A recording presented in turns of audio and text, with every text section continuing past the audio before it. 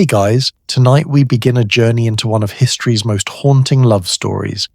A tale so powerful it's been whispered across 12 centuries, carved into ancient stone, and sung by poets in firelit halls. But here's what most people don't know. There's actual archaeological evidence that this legend might be true. A weathered gravestone stands in Cornwall, England, bearing names that match our story's lovers. And on that stone there was once a third line, now lost to time, that mentioned a woman's name. Tonight we're going to uncover what really happened between a warrior, a princess, and a love potion that destroyed 2 kingdoms. Now, before we step into the mists of 6th century Britain together, I'd love it if you'd take just a second to hit that subscribe button and give this video a like. But only if the story truly moves you. And hey, I'm genuinely curious. Where in the world are you watching from right now? Are you in bed with the lights dimmed? On a night drive? Drop a comment and let me know. I read every single one. Alright, let's turn down those lights. Maybe switch on a fan for that gentle white noise. And let me take you back to a time when kingdoms rose and fell on the edge of a sword. And a single sip from the wrong cup could seal your fate forever. Picture this. It's a grey afternoon in Cornwall, southwest England, near the small town of Fowey. The year doesn't matter because this stone has been here since around 550 AD. That's nearly 1500 years. It's not in some fancy museum behind velvet ropes. No, it stands outside, weathered by wind and rain, about 7 feet tall, rough granite covered in lichen. Tourists walk past it every day without a second glance, but if you stop, if you really look, you can still make out Latin words carved deep into the rock. Drvstams hiciasit, sevnowori philevs. Here lies Dristanus, son of Cunimorus. Now your first thought might be, okay, so what? It's just an old gravestone. But here's where it gets interesting. Dristanus is the Latin form of a Celtic name, Tristan, and Cunimorus? Well, in the medieval legends, he's better known as King Mark of Cornwall, the uncle, the betrayed husband, the tragic third point in history's most famous love triangle. And there was a third line. A 16th century scholar named John Leland recorded it before it wore away completely. CVM Domina of Scylla, with the lady Ucilia. Ucilia is the Latinized version of Iseult, Isolde. So let me get this straight. We have physical evidence, not legend, not folklore, but actual carved stone, naming 3 people whose names match perfectly with one of the most famous love stories ever told. A stone that's been carbon dated to the exact time period when the legend supposedly took place. Coincidence? Maybe. But here's what keeps historians up at night. This stone was originally located at Castle Door, an ancient fortification just a few miles away, and medieval texts specifically identify Castle Door as the residence of King Mark of Cornwall. The stone, the place, the names, the timeline, it all lines up too perfectly to ignore. Now, I know what you're thinking. Are you telling me Tristan and Isolde were real people? And honestly, I can't give you a definite yes, but what I can tell you is this. Something happened in 6th century Cornwall, something powerful enough that people carved these names into stone, something that echoed through the centuries until it became the legend we know today. So tonight we're going to explore both stories, the legend and the history, because the truth, as it often does, lives somewhere in the beautiful, messy space between the two. Let me paint you a picture of Cornwall in the 540s. Forget everything you know about medieval knights in shining armour and fairy tale castles. This is post-Roman Britain, and it's brutal. The Roman Empire pulled out of Britain about 150 years earlier, and the island fractured into dozens of small kingdoms, each fighting for survival. Cornwall, or Kurnow as the locals called it, was part of a larger kingdom called Dumnonia. Think of it as the wild west of Britain. Rocky coastlines, dense forests, and a people who still spoke a Celtic language that sounded nothing like English. These weren't the romanticized Celts you see in movies. These were warriors who painted themselves with woad, who carved symbols into standing stones, who believed the veil between this world and the next was thin in certain places. Christianity was just starting to take root, brought by Irish missionaries, but the old gods still held power in people's hearts. And across the sea, about 150 miles to the west, lay Ireland, rich, powerful, and hungry. Here's the thing about islands. They make you paranoid. Cornwall had tin mines, valuable trade routes, and decent farmland. Ireland had warriors, poets, and a fierce pride. And when you're living on neighbouring islands with limited resources, conflict is inevitable. The historical records from this period are frustratingly sparse.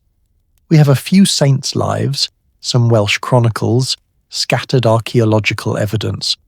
But what we do know is that there was constant tension between Ireland and the British kingdoms. Raids were common, tributes were demanded.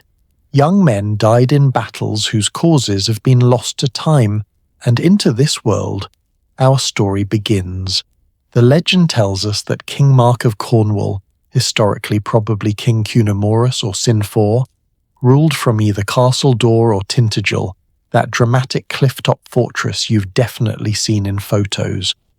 Medieval writers like to claim Mark was King Arthur's cousin, but that's probably just them trying to tie every British legend together into one big shared universe. Think of it as the Marvel Cinematic Universe of the Middle Ages.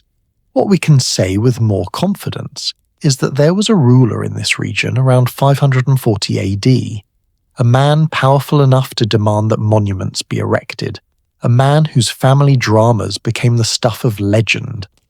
And here's where the stone becomes really interesting.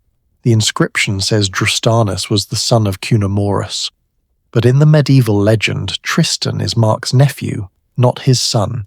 So either the stone is wrong, the legend is wrong, or, and this is my personal theory, the truth is more complicated than either version admits. In Celtic cultures, fostering was incredibly common. A young nobleman might be raised by his uncle, trained in his household, treated as a son. It created bonds between families, secured alliances. Maybe Tristan really was Mark's nephew by blood, but his son by upbringing. Maybe the stone reflects the relationship that mattered most, not biology, but loyalty. Or maybe, and this is darker, maybe Tristan actually was Mark's biological son, and the nephew story was invented later to make the love affair with Isolde seem slightly less scandalous.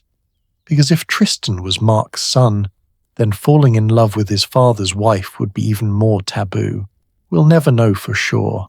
But that uncertainty, that space where history blurs into legend, is exactly where the most powerful stories live. Now here's what I find absolutely fascinating. This story didn't just survive in one place. It spread like wildfire across medieval Europe. By the 1100s, French poets were writing elaborate verse romances about Tristan and Isolde. German minnesingers were composing songs. English chroniclers were folding the tale into Arthurian legend. Why? What made this particular story so compelling that it echoed across cultures and centuries? I think it's because it taps into something universal. We've all felt torn between duty and desire. We've all wondered what we'd do if we loved someone we weren't supposed to love, and we've all feared that one wrong decision, one sip from the wrong cup, could change everything forever. The medieval writers understood this. They took whatever kernel of historical truth existed, that gravestone, those names, that tragedy, and they wove it into something larger. They added the love potion, which gave the lovers an excuse. They added Isolde's maid Brangien, who accidentally mixed up the potions. They added elaborate schemes and disguises and near misses. But underneath all that medieval storytelling, you can still glimpse the older, fiercer Celtic tale. A tale of warriors and blood debts, of a young man sent to fetch his uncle's bride, of a voyage that changed everything, and that's where we're headed next. See, the stone only tells us how the story ended, with death, with burial, with names carved into rock to outlast memory. But every ending is really just the last chapter of a much longer book. So if we want to understand why these three names ended up together on that gravestone, why their story became legend, we need to go back to the beginning. Back to the moment when Cornwall's pride collided with Ireland's power. Back to the blood price that set everything in motion. Because before there was a love potion, before there were secret meetings and whispered betrayals, there was a debt paid in the lives of children, a debt that only one warrior could end. And that warrior's name would be carved not just in stone, but in the memory of two kingdoms. So take a deep breath, make sure you're comfortable, because in the next part of our story we're crossing the sea to Ireland, where a champion named Morholt arrives in Cornwall with a demand that will change everything, where a young man named Tristan, barely more than a boy, will do something impossibly brave and impossibly foolish, where the first drop of blood will spill that eventually drowns two kingdoms. I'll see you there. So here we are, standing in front of that ancient gravestone, knowing how it ends. But every tragedy has a beginning, and this one starts with ships on the horizon. The year is roughly 535 AD. Imagine you're a farmer in Cornwall, working the rocky soil near the coast. It's early morning, fog rolling in from the sea. Then you hear it, a sound that makes your blood run cold, the warning horns, because out there, cutting through the mist, are longboats with Irish sails. But these aren't raiders. This is something worse. This is the tribute collector. Now let me explain something that might sound unbelievable to modern ears. In 6th century Britain, kingdoms regularly paid other kingdoms protection money. Not because they were weak necessarily, but because constant warfare was expensive, exhausting, and killed your best young men.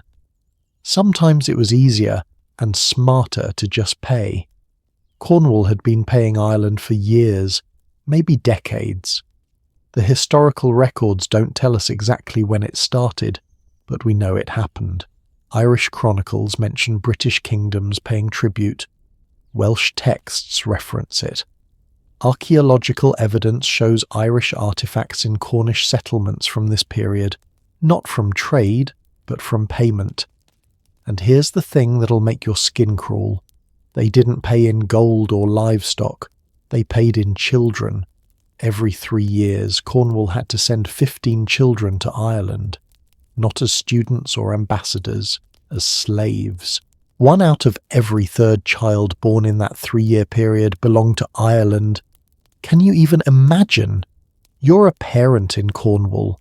Your daughter is 6 years old. Your son is 4.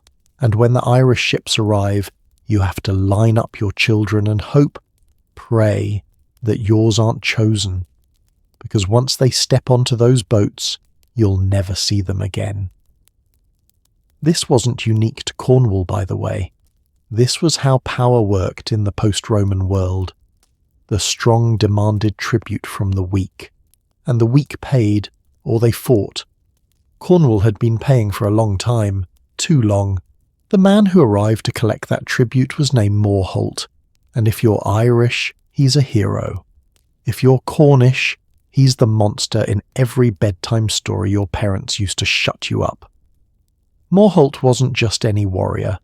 According to the legends, and here, legend and history blend together, he was the brother of the Irish Queen. Some versions say he was her champion. Others say he was her most trusted general. Either way, he was the kind of man who could walk into a foreign kingdom, make demands and expect everyone to bow. Picture him.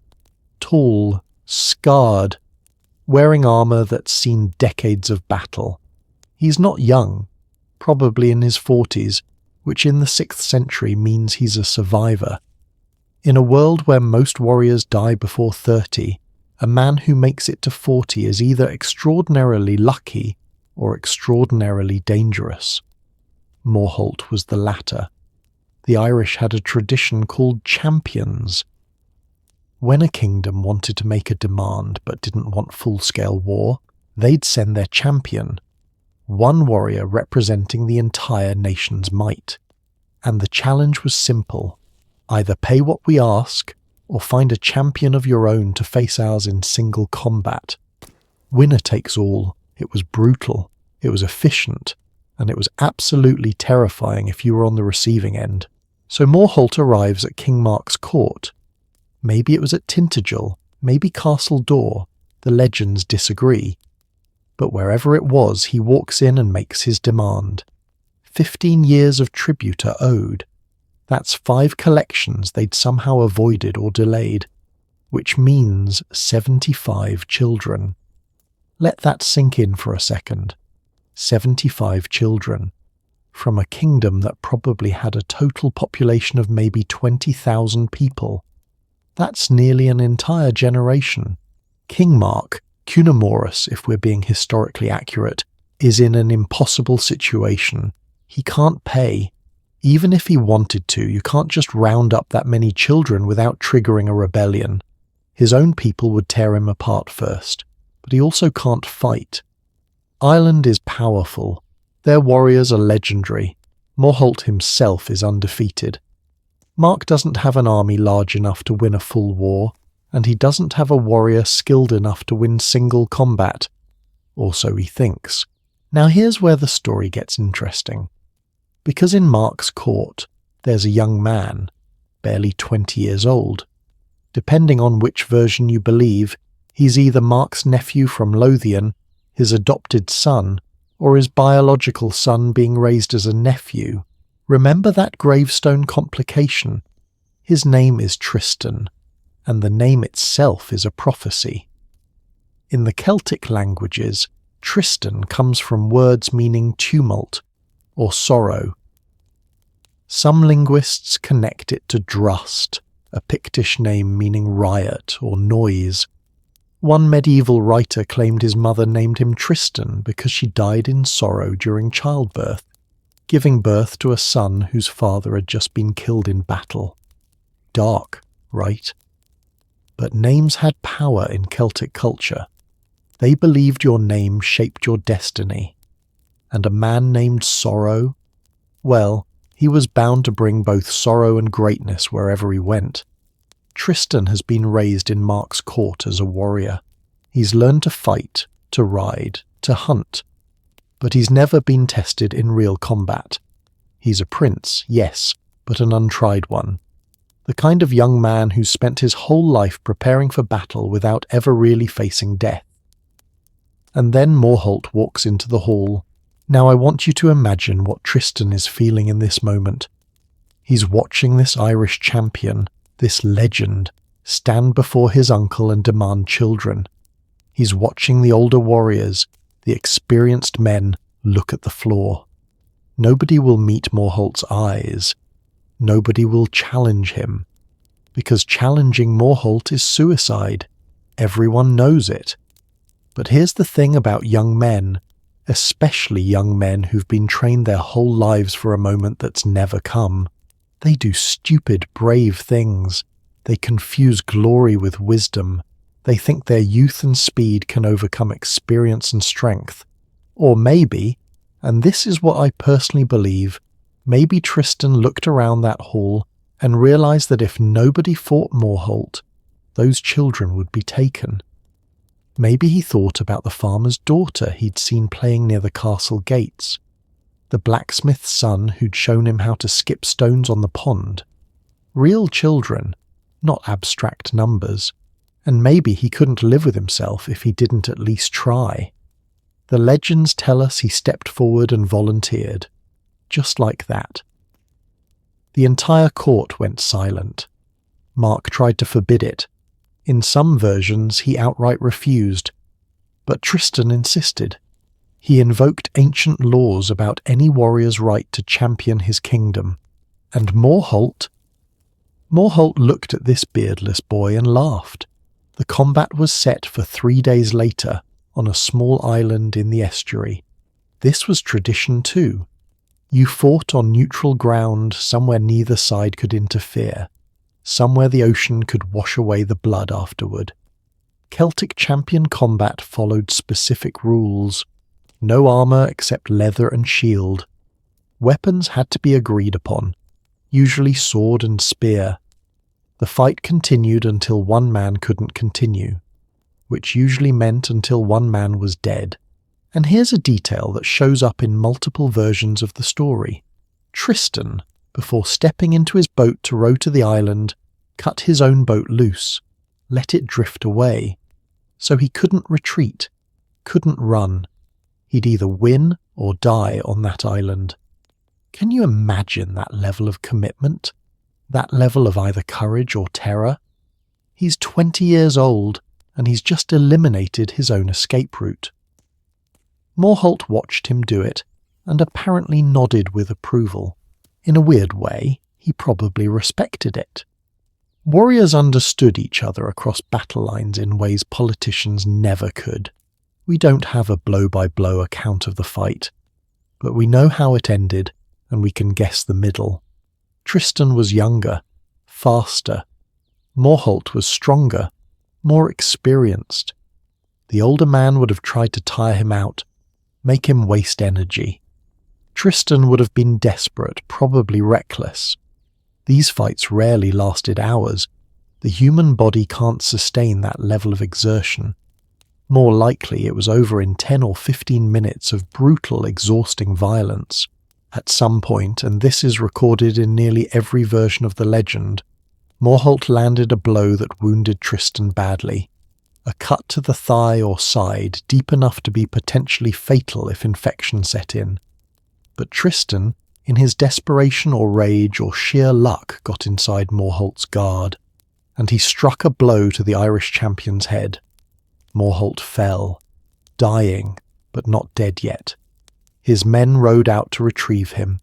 They'd take him back to Ireland, where he'd die a few days later. But here's the crucial detail. Tristan's sword broke during that final blow. A piece of the blade, maybe an inch long, stayed lodged in Morholt's skull. The Irish couldn't remove it. They'd take it back with them, still embedded in their champion's head, as proof of how he died. Remember that detail, because it becomes really important later when Tristan meets someone else from Ireland, someone who loved Morholt very much. So Tristan won. Cornwall was freed from tribute.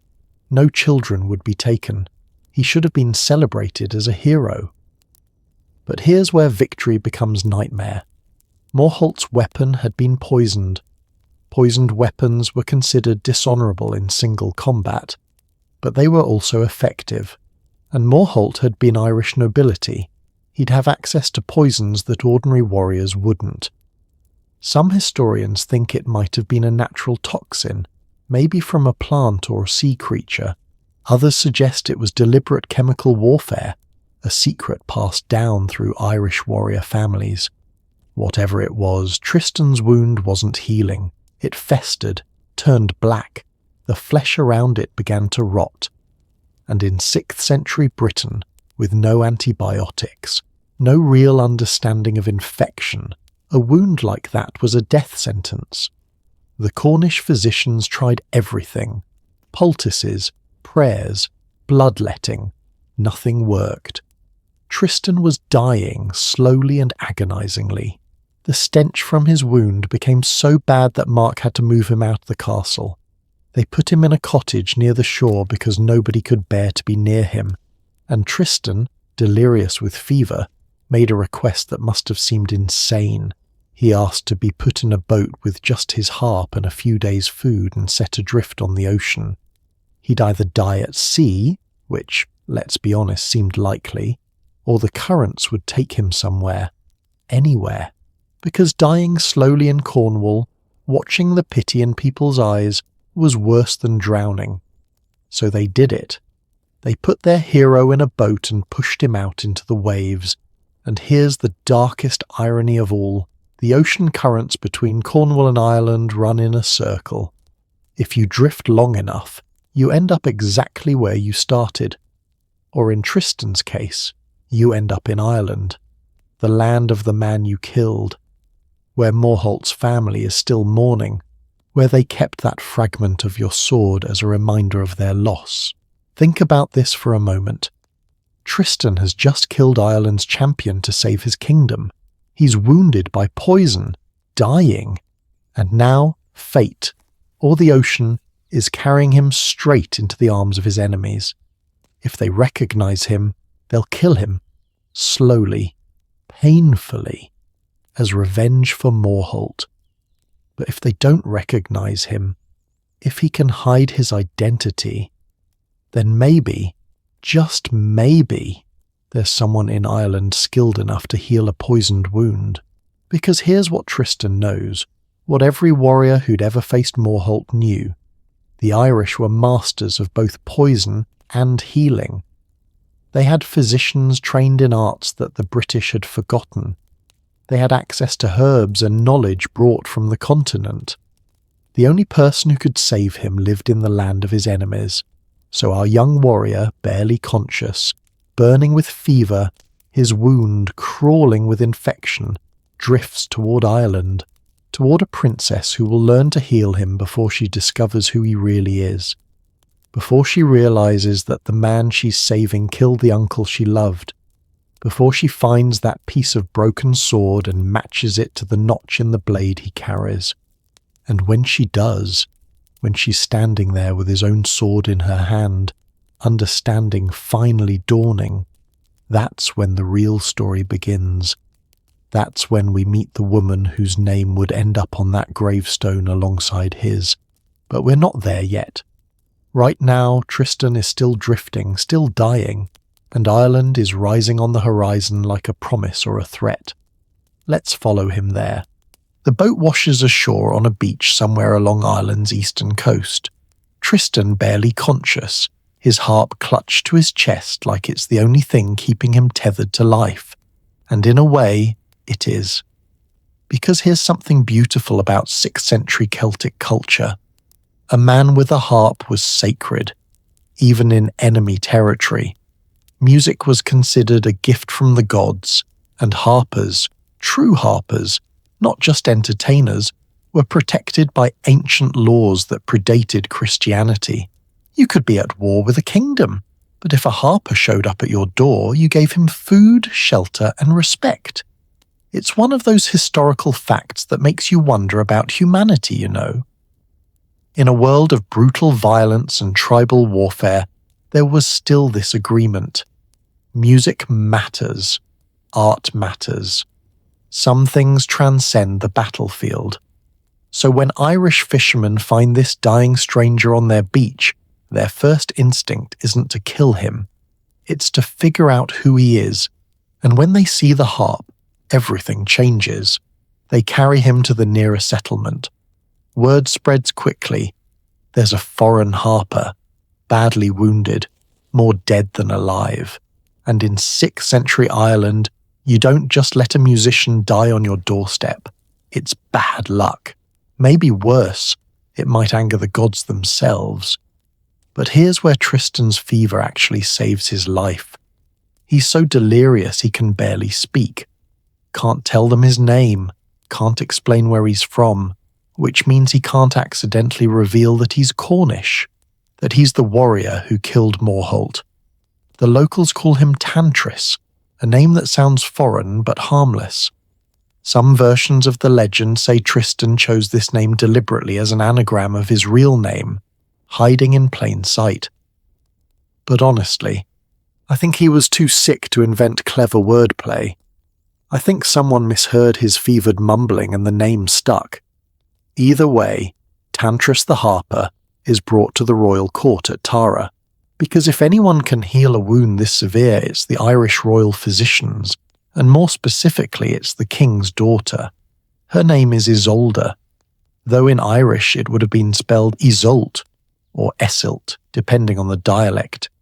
The name means ice ruler, or she who is gazed upon, which tells you something about how the Irish viewed her.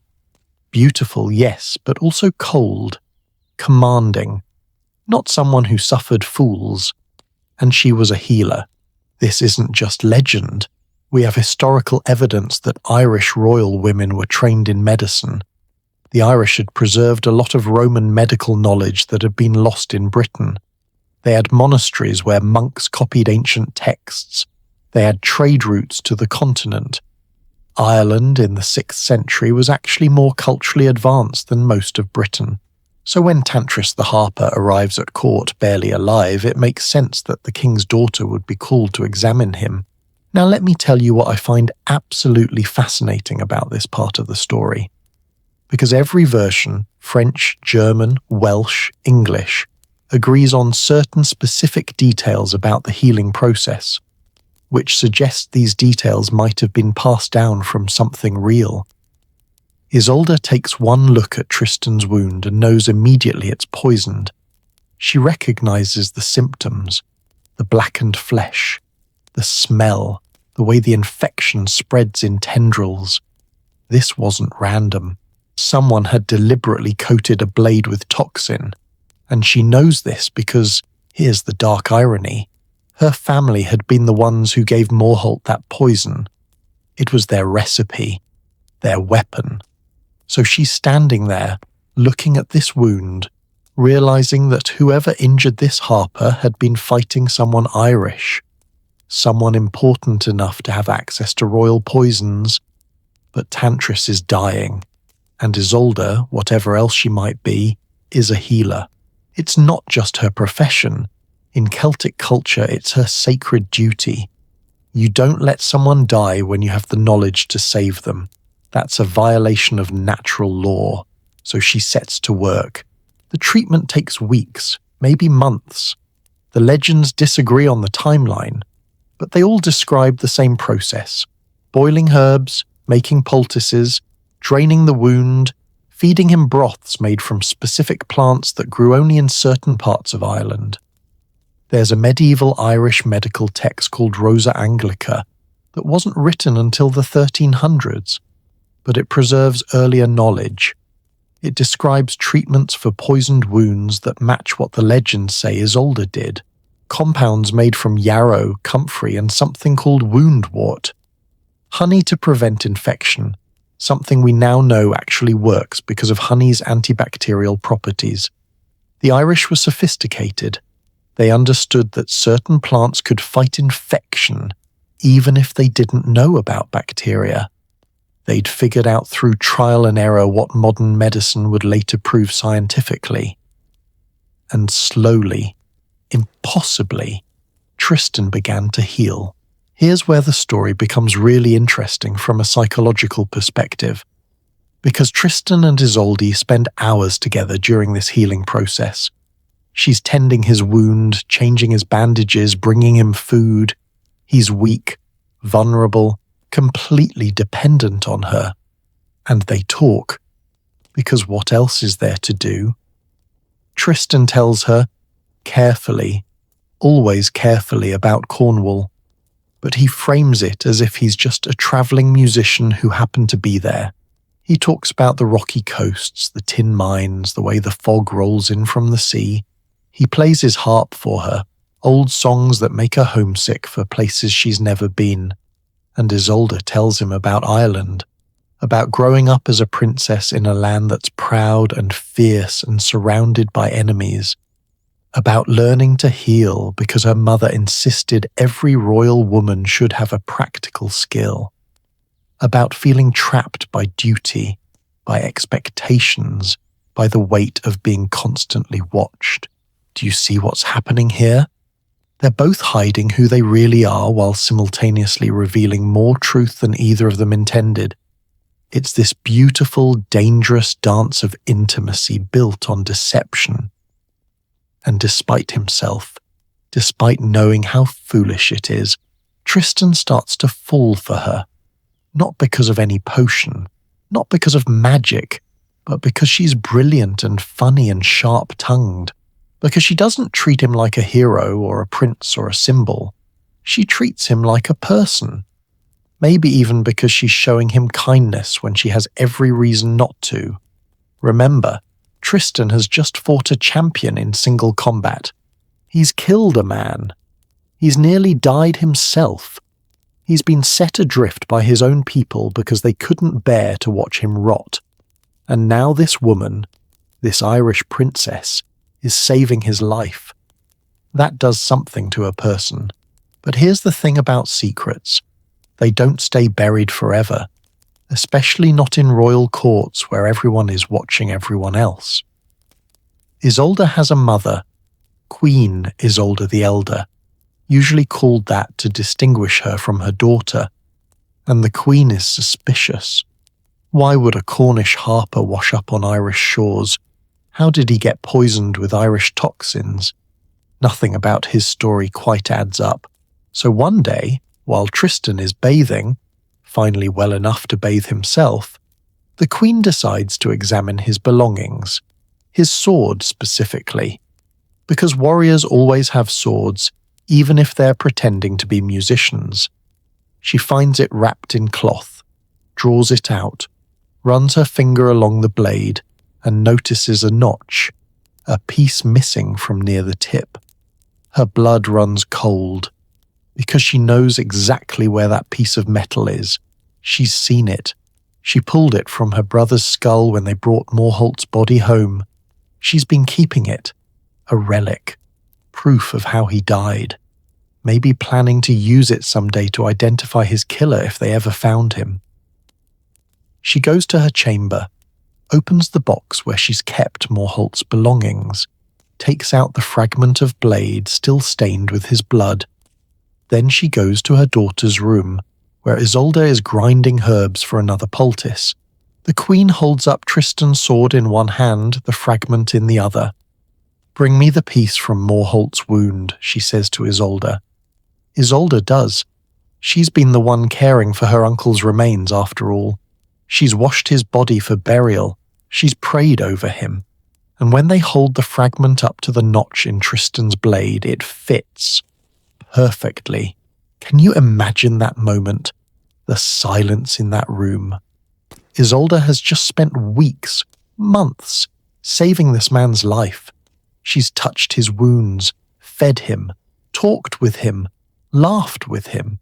She's learned his favourite songs. She knows how he takes his broth. And now she discovers he's the warrior who killed her uncle. The legends say she grabbed the sword and ran to the bath chamber where Tristan was washing, stood there with the blade raised, ready to drive it through his heart while he was naked and defenseless. And Tristan looked up at her and understood immediately. Didn't try to defend himself, didn't reach for a weapon, just met her eyes and waited. Here's what I love about this moment. Neither of them speaks at first. They just stare at each other. Because they both know. She knows he killed Morholt. He knows she knows. And they both know that she has every right to kill him here and now. But she also knows something else. She knows that Morholt had come to Cornwall demanding children. She knows her uncle was killed in single combat, fairly, according to the old laws. She knows that if Tristan hadn't fought, 75 Cornish children would have been enslaved. And she knows, though she'd never admit it out loud, that Tristan fought to save those children, that he nearly died in the process, that he's not a murderer, he's a warrior who did what warriors do. The chronicles say she held that sword for what felt like hours but was probably just seconds, her hand shaking.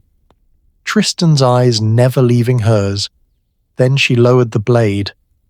Not because she forgave him, but because killing a defenseless man in his bath wasn't the kind of person she wanted to be. Wasn't the kind of healer she'd trained to become. "Get out," she said. Just that. "Get out of Ireland. If I ever see you again, I won't hesitate." And Tristan, still weak, still not fully healed, got dressed and left. The Queen wanted him killed anyway, but Isolde convinced her that letting him go was enough. that Morholt had died in honourable combat. That revenge wouldn't bring him back. So Tristan returned to Cornwall. He'd survived Ireland, survived discovery, survived the woman he was beginning to love finding out he'd killed her uncle. He should have stayed away, should have considered himself lucky to be alive and never looked back. But here's the thing about fate, or coincidence, or bad decision-making, depending on your perspective.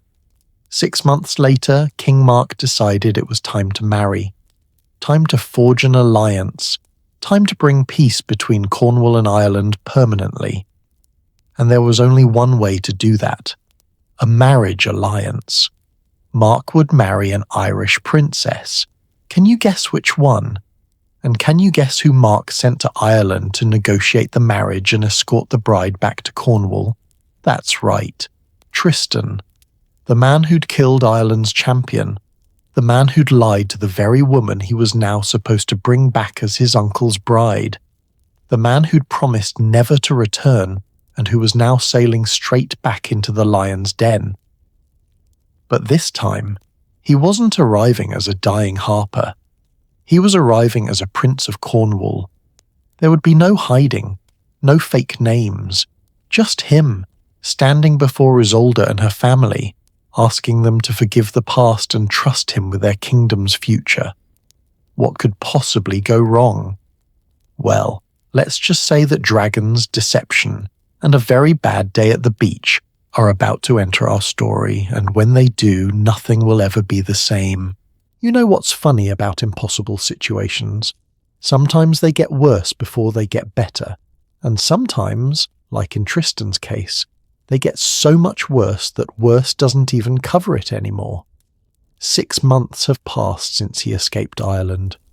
6 months of trying to forget Isolde's face when she realised who he was. 6 months of telling himself it was all for the best, that clean breaks heal faster. And then King Mark calls him into the throne room and says, "I'm going to marry. I need you to go to Ireland and negotiate for Princess Isolde's hand." The universe has a dark sense of humour sometimes, doesn't it? Let's talk about why this marriage even made sense politically, because it's actually fascinating when you dig into 6th century power dynamics. Cornwall and Ireland had been enemies for generations. The tribute system, the raids, Morholt's death, all of that had created this toxic cycle of violence. Neither kingdom was strong enough to fully conquer the other, but both were strong enough to make each other miserable. This is textbook exhaustion warfare, and the standard medieval solution was a marriage alliance. You take a princess from one kingdom, marry her to a king from another, and suddenly you've got shared grandchildren. Hard to raid your grandson's kingdom, right? But here's the brilliant cruelty of Mark choosing Isolde specifically. He'd heard about her. Word had spread, probably from Tristan himself, though the legends don't say this explicitly, about the Irish princess who was not only beautiful, but also intelligent, educated, a skilled healer. A woman who could be both queen and advisor. In medieval politics, that was gold. You didn't just marry for alliance, you married for competence. But Mark's choosing Isolde for another reason too, one he probably won't admit even to himself. He knows Tristan met her, knows there's some kind of history there. And Mark, in some versions of the story, is jealous of his nephew. Jealous of his youth, his heroism, his popularity with the people. So sending Tristan to fetch the woman who once almost killed him. That's either political genius or personal cruelty. Maybe both. Tristan arrives in Ireland with a small delegation. No army this time, that would be an insult. Just enough nobles to make it official, enough gifts to make it generous. And he's terrified, absolutely terrified, because he's walking into the court of people who have every reason to hate him. He killed their champion, he lied to their princess, and now he's asking them to give up that same princess to marry his uncle. The audacity is almost impressive, but here's where politics becomes theatre. The Irish king, Anguish, in most versions, though that's probably an anglicised corruption of an Irish name, needs this alliance as much as Mark does. His kingdom is stretched thin. He's got enemies to the north, rivals to the west. A marriage to Cornwall means security, trade, protection. So when Tristan arrives, King Anguish receives him formally, publicly. There's ceremony, there's ritual. Neither man acknowledges the tension humming beneath the surface. And Isolde? She's standing beside her father's throne, face carved from ice, eyes fixed on some point just past Tristan's shoulder. Not looking at him, refusing to look at him. The message is clear. I told you never to come back. But before the formal negotiations can even begin, there's a problem. A big one. Ireland has a dragon. Now, let's pause here because dragon needs some unpacking. We're not talking about a fire-breathing, gold-hoarding, Smaug-type situation. The medieval concept of dragons was different, and probably based on real creatures that seemed monstrous to people who'd never seen them before. Some historians think the dragon legends from this period might have been large serpents, maybe pythons or boas brought back by traders from Africa or the Mediterranean. In damp Irish climate, a snake that size would have been terrifying and unnatural. The Irish didn't have large snakes. There's that whole legend about St. Patrick driving the snakes from Ireland in the 400s, which probably means there weren't many to begin with. Others suggest dragon was symbolic. A Viking longship with a dragon prow, for instance. Viking raids were just beginning to intensify around this time. Or maybe it was a crocodile traded from Egypt that escaped or was deliberately released. Whatever the biological reality, the cultural reality is this. Something massive, reptilian, and deadly had taken up residence near one of Ireland's coastal villages. It was killing livestock, attacking people, making a whole region uninhabitable, and King Anguish had just promised his daughter's hand to whoever could kill it. Here's where the story gets messy, because this part exists in the legends but makes almost no political sense. Why would a king promise his daughter to anyone who kills a monster? He's already negotiating with Cornwall for a marriage alliance. He can't just offer her to random dragon slayers. Unless, and this is my theory, the dragon situation was so bad that it had become a political crisis. Maybe that coastal region was refusing to pay taxes. Maybe it was threatening to ally with a rival kingdom. Maybe the king made the promise in desperation, hoping one of his own nobles would handle it. Or maybe the whole thing was a test, a way for Anguish to evaluate whether Tristan, this Cornish prince who killed Morholt, was actually worthy of taking his daughter away. Either way, Tristan hears about the dragon problem the night he arrives, and he sees an opportunity. If he kills the dragon, he proves his worth. He gives Anguish a way to agree to the marriage without losing face. He shows Isolde, though he won't admit this is part of his motivation, that he's not just the man who killed her uncle. He's also the man who'll risk everything to protect her people. Redemption through violence. Very 6th century logic. The next morning, Tristan goes dragon hunting. The legends describe the creature in vivid detail. Scales like armour, breath that stinks of sulphur and death. Size varies by version. Some say it was as large as 3 horses, others claim you could fit a boat in its mouth. What's consistent is the venom. This dragon, whatever it actually was, had poisonous breath or bite. Men who fought it died slowly, their wounds festering. Sound familiar? The same kind of poison that nearly killed Tristan before. He finds it in a ravine near the coast, and the fight is brutal. Tristan's on horseback, which gives him mobility but also makes him a bigger target. He's got a spear, the best weapon for something with that much reach, and a sword as backup. The dragon, legend says, lunges at the horse first. That's actually smart predator behaviour. Take down the fast-moving thing, then deal with a dismounted warrior. Tristan's horse screams and bolts. Now he's on foot, facing something that outweighs him by hundreds of pounds. The accounts say he went for the mouth, waited until it lunged, then drove his spear down its throat. The dragon thrashed, nearly crushed him, but the spear pierced something vital, brain or major vessel, and it collapsed. Tristan cut out its tongue as proof. This was traditional in hunting culture. You take a specific part of the animal to prove you made the kill, but here's where Tristan's luck runs out. Again. Because either the dragon's blood was venomous, or he got bit during the fight, or he inhaled too much of that poisonous breath. Whatever happened, he collapsed beside the dead dragon. Passed out cold, still gripping that severed tongue, and that's when the seneschal shows up.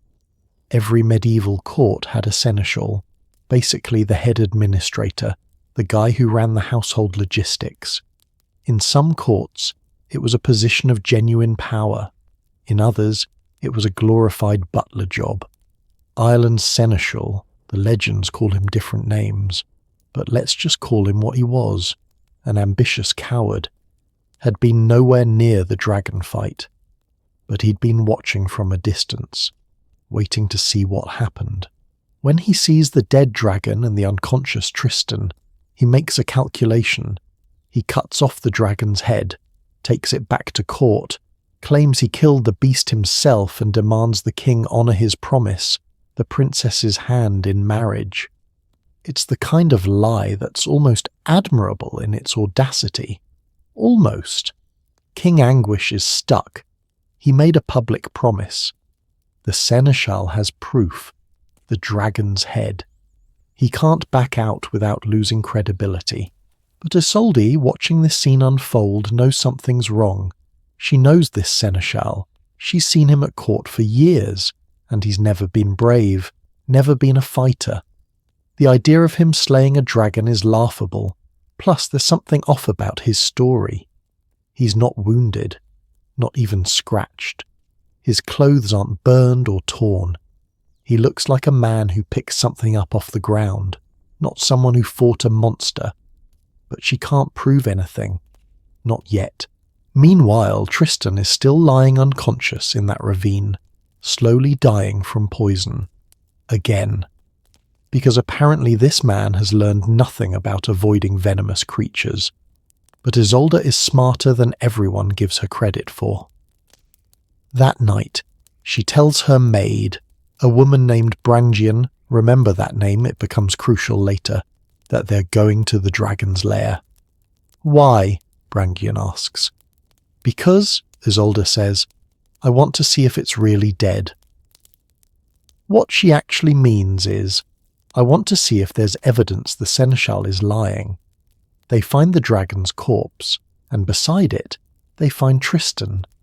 Can you imagine that moment?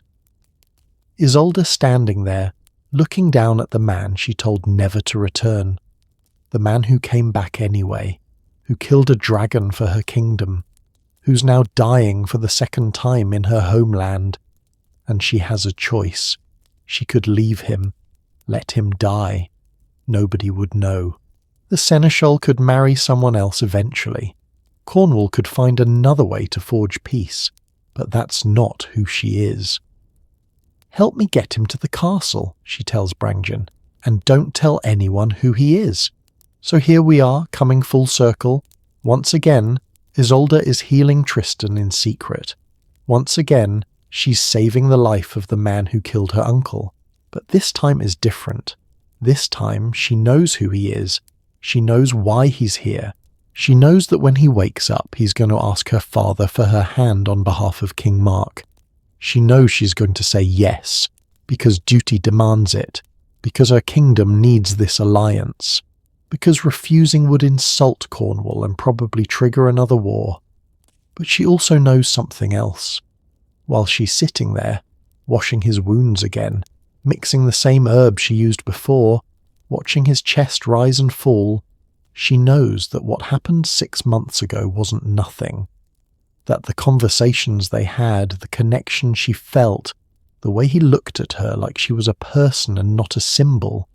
That wasn't fake, even if his name was. And now she's going to marry his uncle. She's going to become the wife of a man she's never met. She's going to leave Ireland forever. And Tristan, the only man who's ever really seen her, will be there too, as her husband's nephew, off limits, forbidden. A daily reminder of what might have been if fate had been kinder. When Tristan wakes up, and he does because Isolde is that good a healer, he finds her sitting beside his bed. "You came back," she says, not angry, not warm, just stating a fact. "I didn't have a choice.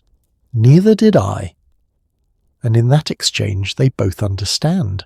They're trapped by duty, by politics, by the expectations of kingdoms that need peace more than either of them needs happiness. Tristan produces the dragon's tongue, proof that the seneschal lied. King Anguish is relieved. He never wanted to give his daughter to that coward anyway. The seneschal is punished. Cornwall's proposal is accepted.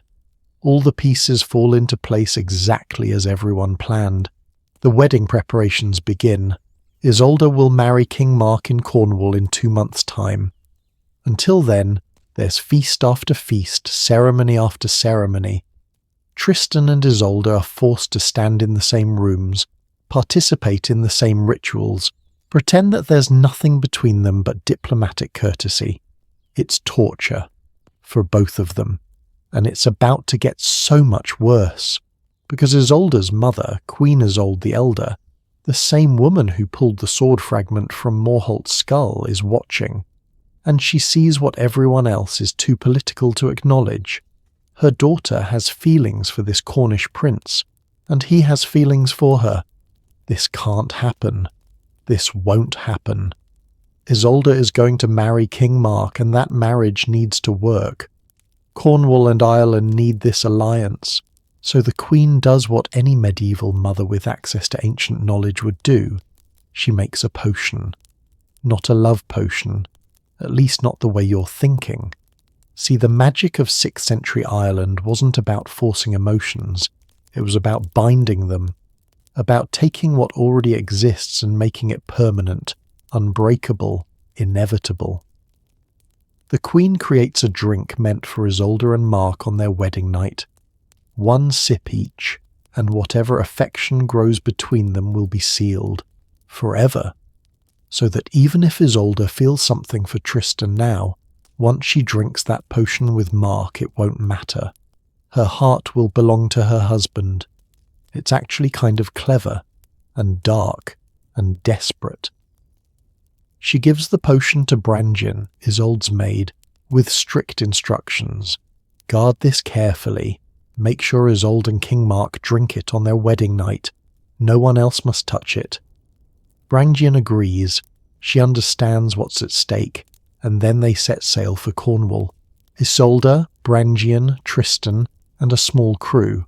A voyage that should take 3 days across the Irish Sea.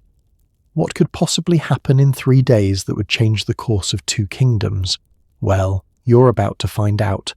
There's something about being on a ship that strips away all the pretense. Maybe it's the way the walls are so thin you can hear everything. Maybe it's how you can't escape each other. There's nowhere to go except into the sea. Or maybe it's just that when you're floating between 2 lands, the rules of both seem very far away. The ship leaves Ireland on a grey morning. Isolde stands at the stern, watching her homeland shrink into the mist.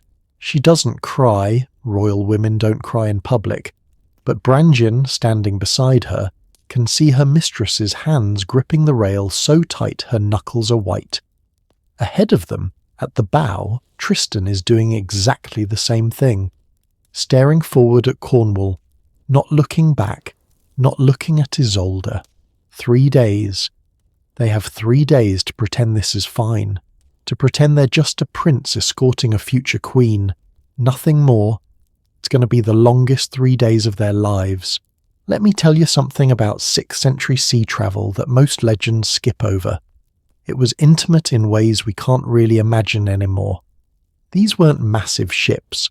A Celtic vessel designed for the Irish Sea crossing might have been 40 feet long, maybe 12 feet wide. That's smaller than most modern living rooms, and on this ship you've got crew members, nobles, servants, Isolde, Brangian, Tristan, and several Cornish guards. There's no privacy. You sleep on deck unless weather forces everyone below. You eat together. You relieve yourself over the side while trying to maintain some dignity. You smell each other's sweat, hear each other's dreams, witness each other's seasickness. The intimacy is unavoidable. And for Tristan and Isolde, who are trying desperately to avoid each other, this enforced closeness is torture. The first day, they manage it. Isolde stays near the stern with Brangian and the other women. Tristan stays forward with the crew. They don't speak, don't even make eye contact. The crew notices. Of course they do. When you're stuck on a small ship with nothing to do but work and gossip, you notice everything. And what they're noticing is that their prince and their future queen are acting like two people who've never met, which makes no sense given that Tristan was the one who negotiated the marriage. The tension is thick enough to cut. The second day is worse. There's a storm. Not huge. The Irish Sea is relatively calm compared to the Atlantic, but enough that the ship pitches and rolls. Several people get sick. Isolde, who's never been on a ship before, discovers she's one of them. She's trying to maintain her dignity, trying to be the composed princess everyone expects. But she's leaning over the rail, absolutely miserable, and there's only so much composure you can maintain when you're vomiting into the sea.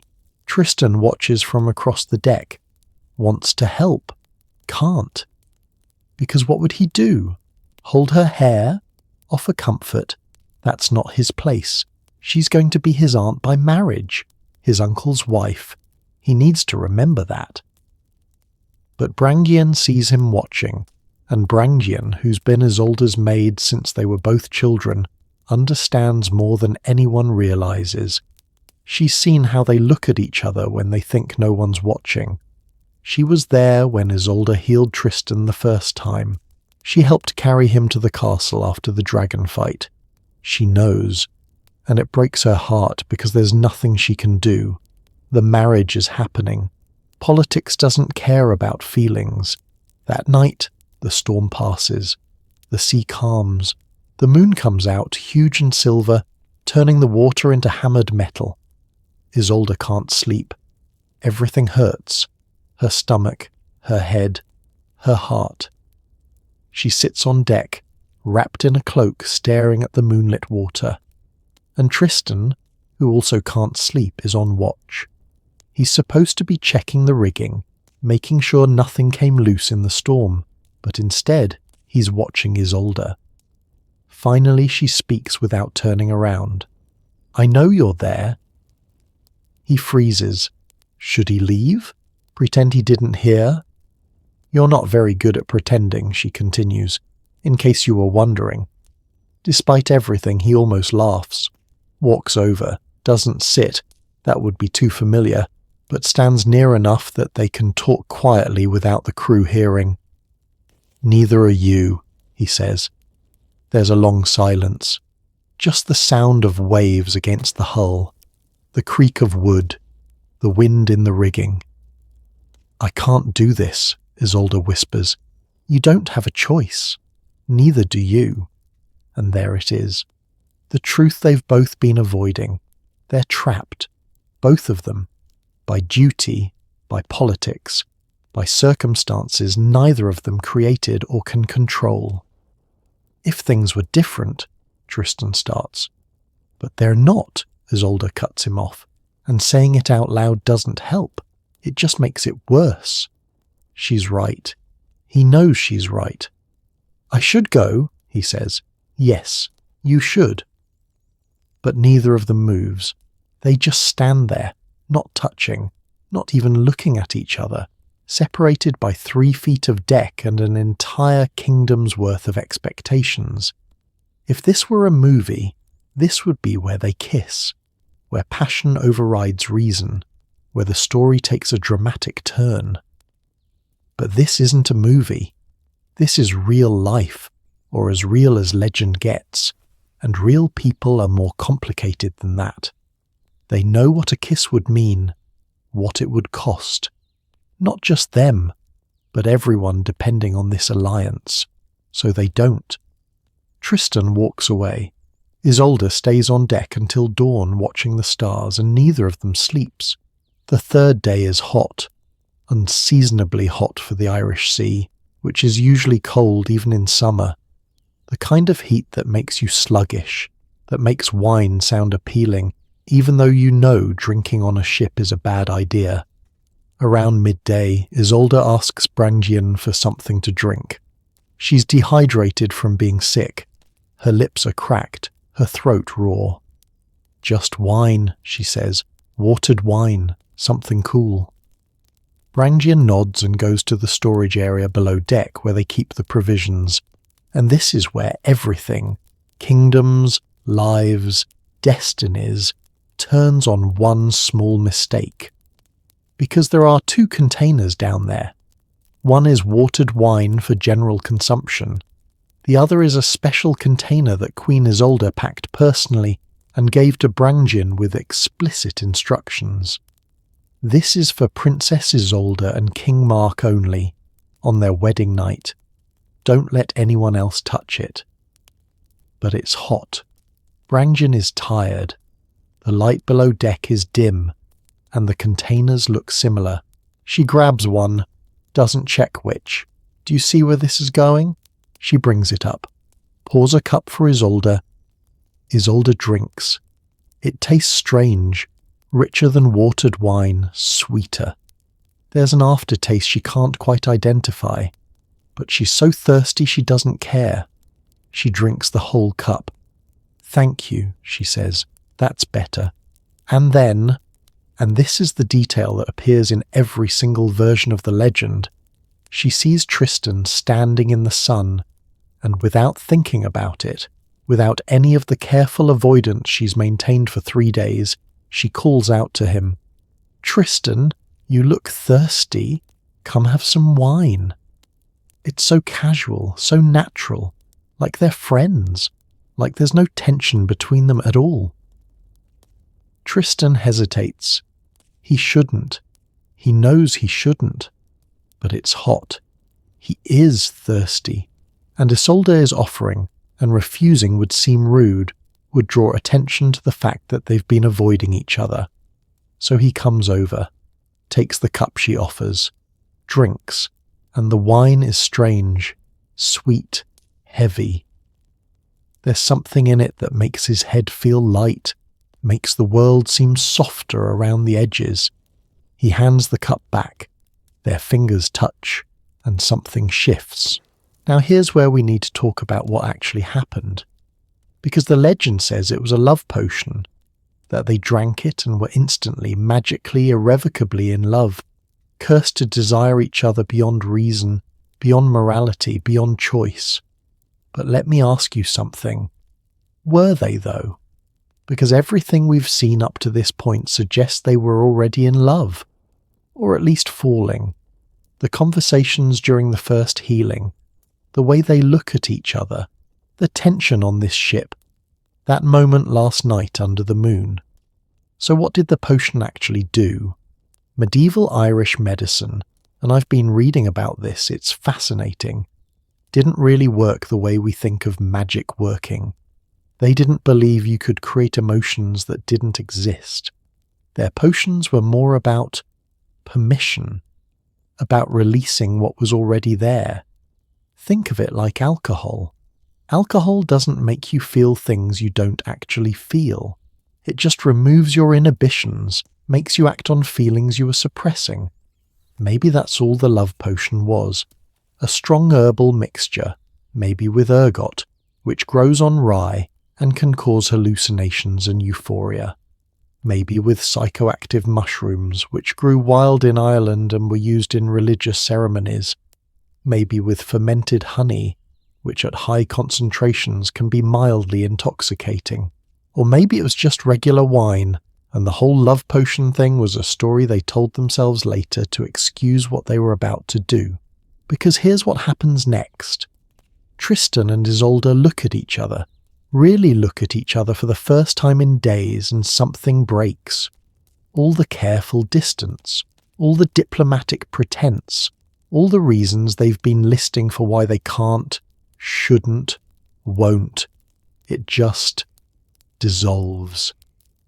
"I can't stop thinking about you," Tristan says, and his voice sounds strange even to himself. Raw, honest in a way that's almost painful. "I know," Isolde whispers. "I know. This is wrong. I know that too. Mark he's my uncle. He trusts me. I know." But knowing doesn't change anything. Not anymore. Maybe it was the potion. Maybe it was 3 days of forced proximity. Maybe it was months of suppressing feelings that were too big to contain. Maybe it was just that they were young and tired and desperate, and the universe had been cruel to them too long. Whatever the reason, they stop fighting it. Not publicly. They're not stupid. But there are corners of a ship, moments when the crew is busy, night watches when most people are asleep. And over the next day and night, because yes, they're still sailing, Cornwall isn't that close, Tristan and Isolde fall into something that's part confession, part conspiracy, part catastrophe.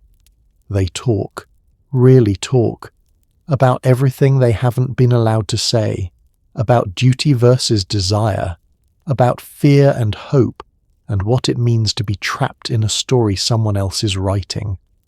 And they touch. Nothing dramatic. Just hands held when no one's looking. Her head on his shoulder when they sit in the dark. His hand in her hair. The kind of intimacy that's somehow more profound than passion, because it's chosen, deliberate, real. Brangien notices first. Of course she does. She's the one who gave them the wine, and she realizes, with growing horror, which container she grabbed. She could tell them, should tell them. "You've been drugged. This isn't real, it's just the potion talking." But watching them together, seeing how they look at each other, how they move around each other like planets in orbit, she's not sure it would matter. She's not sure the potion did anything except give them permission to be honest. And she's not sure honesty is a gift or a curse, because they're about to dock in Cornwall, where King Mark is waiting, where this marriage is going to happen whether they want it to or not. The potion was supposed to bind Isolde to Mark, to make the marriage work, to ensure the alliance held. Instead, it's bound her to Tristan, the one person she absolutely cannot be with. And that means everything. The alliance, the peace, the future of 2 kingdoms is now balanced on the edge of a knife. One wrong move, one moment of weakness, one person noticing what's right in front of them, and it all falls apart. There's a moment as Cornwall comes into view on the horizon, when Isolde turns to Tristan. "What are we going to do?" And he doesn't have an answer. Because what can they do? Tell Mark the truth? "Sorry, uncle, but I accidentally fell in love with your bride." Start a war? Run away? Every option is impossible. "I don't know," he says finally, "but I can't. I won't." He doesn't finish, because Brangien is approaching, and she looks terrified. "My lady," she says to Isolde, "I need to speak with you, privately." Isolde follows her below deck, and Brangien confesses everything. The potion, the mistake, the fact that what Isolde is feeling, what Tristan is feeling, might not be entirely their choice. Isolde listens, and then she laughs. It's not a happy sound. "Do you think that matters?" she asks. "Do you think I care whether this is magic or just us? I'm still marrying Mark. Tristan is still his nephew. We're still doomed." "But if it's the potion," maybe it will wear off. And if it doesn't, Isolde's voice is sharp now. Or if it does, and we still feel this way, is that better or worse? Brangjen has no answer, because the truth is, the potion doesn't actually change anything. It just makes everything hurt more. They dock at Cornwall that evening. King Mark is waiting on the shore with half his court. He's dressed in his finest, not armour, but robes that signal peace, celebration, welcome. He sees the ship, sees Tristan at the bow, and behind him, Isolde, the woman who's going to be his wife, the alliance that will finally bring peace. He smiles, waves, and Tristan, standing there with the wind in his hair and his uncle's trust in his heart and Isolde's hand still burning where he touched it hours ago, realizes something terrible.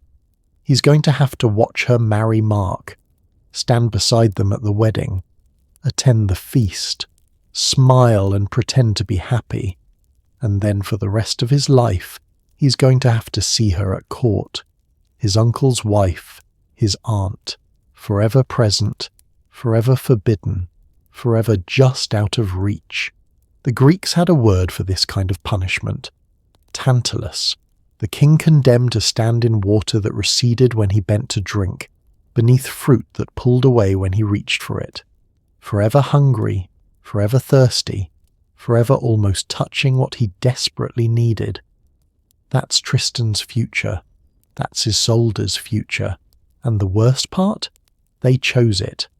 Or maybe the potion chose for them. Or maybe there was never a choice at all. As Tristan helps Isolde off the ship, formal, proper, his hand steadying her elbow, she whispers so quietly only he can hear, "Whatever happens next, I need you to know." "Don't," he interrupts. "Don't say it. Because if you say it, it becomes real. And I don't think I can survive real." She nods, understands. And they walk toward King Mark, wearing smiles that don't reach their eyes, about to begin the most elaborate deception of their lives. But here's what neither of them knows yet. Secrets don't stay buried. Especially not secrets this big. Especially not in royal courts where everyone is watching everyone else, looking for advantage, for weakness, for scandal. The wedding is in 1 week. 7 days to prepare. 7 days to pretend everything is fine. 7 days before their world explodes. And when it does, when the whispers start, when the suspicions grow, when someone finally sees what's been in front of them all along, that's when we discover who these people really are. Not the legend, not the potion, but the actual human beings trapped in an impossible situation, trying desperately to do the right thing while their hearts are screaming at them to do the opposite. Welcome to Cornwall, where nothing is as simple as it seems, and where the real story is about to begin. The wedding happens quickly, too quickly, within a week of their arrival exactly as planned. Because when you're forging peace between kingdoms, you don't leave time for doubt or second thoughts. Cornwall celebrates. There are feasts, tournaments, musicians playing from morning until night. The whole kingdom has turned out to witness their king finally taking a wife, finally securing an heir, finally bringing stability. And in the middle of all this celebration, Tristan and Isolde are dying inside. But they're also very, very good at pretending. Because that's what nobility means in the 6th century. Learning to smile when your heart is breaking. Learning to perform your role even when everything inside you is screaming. So let's talk about what actually happened at that wedding, and more importantly what happened after. King Mark sees Isolde for the first time on the dock and he's impressed, not in love. You don't fall in love at first sight when you're a middle-aged king who's seen too much politics. But impressed. She's beautiful, yes. But more than that, she carries herself like someone who understands power, who won't be just a decorative wife but an actual partner. He turns to Tristan. "You've done well, nephew. Better than I hoped." And Tristan, who's been rehearsing this moment in his head for days, manages to smile. "She'll be a good queen, uncle. You honour us both." The words taste like ash in his mouth. That night, there's a feast. Isolde sits beside Mark at the high table. Tristan sits further down with the other nobles, far enough away that they can't speak, close enough that he can see her, that she can see him, and they don't look at each other. Not once. It's so deliberate it's almost suspicious, but everyone assumes they're strangers being polite. Why would they have any connection? Brangian, standing behind Isolde as her personal maid, watches this performance and feels sick. Because she knows. She's the only other person who knows what happened on that ship. Well, the only person who knows about the potion anyway. Here's where things get complicated.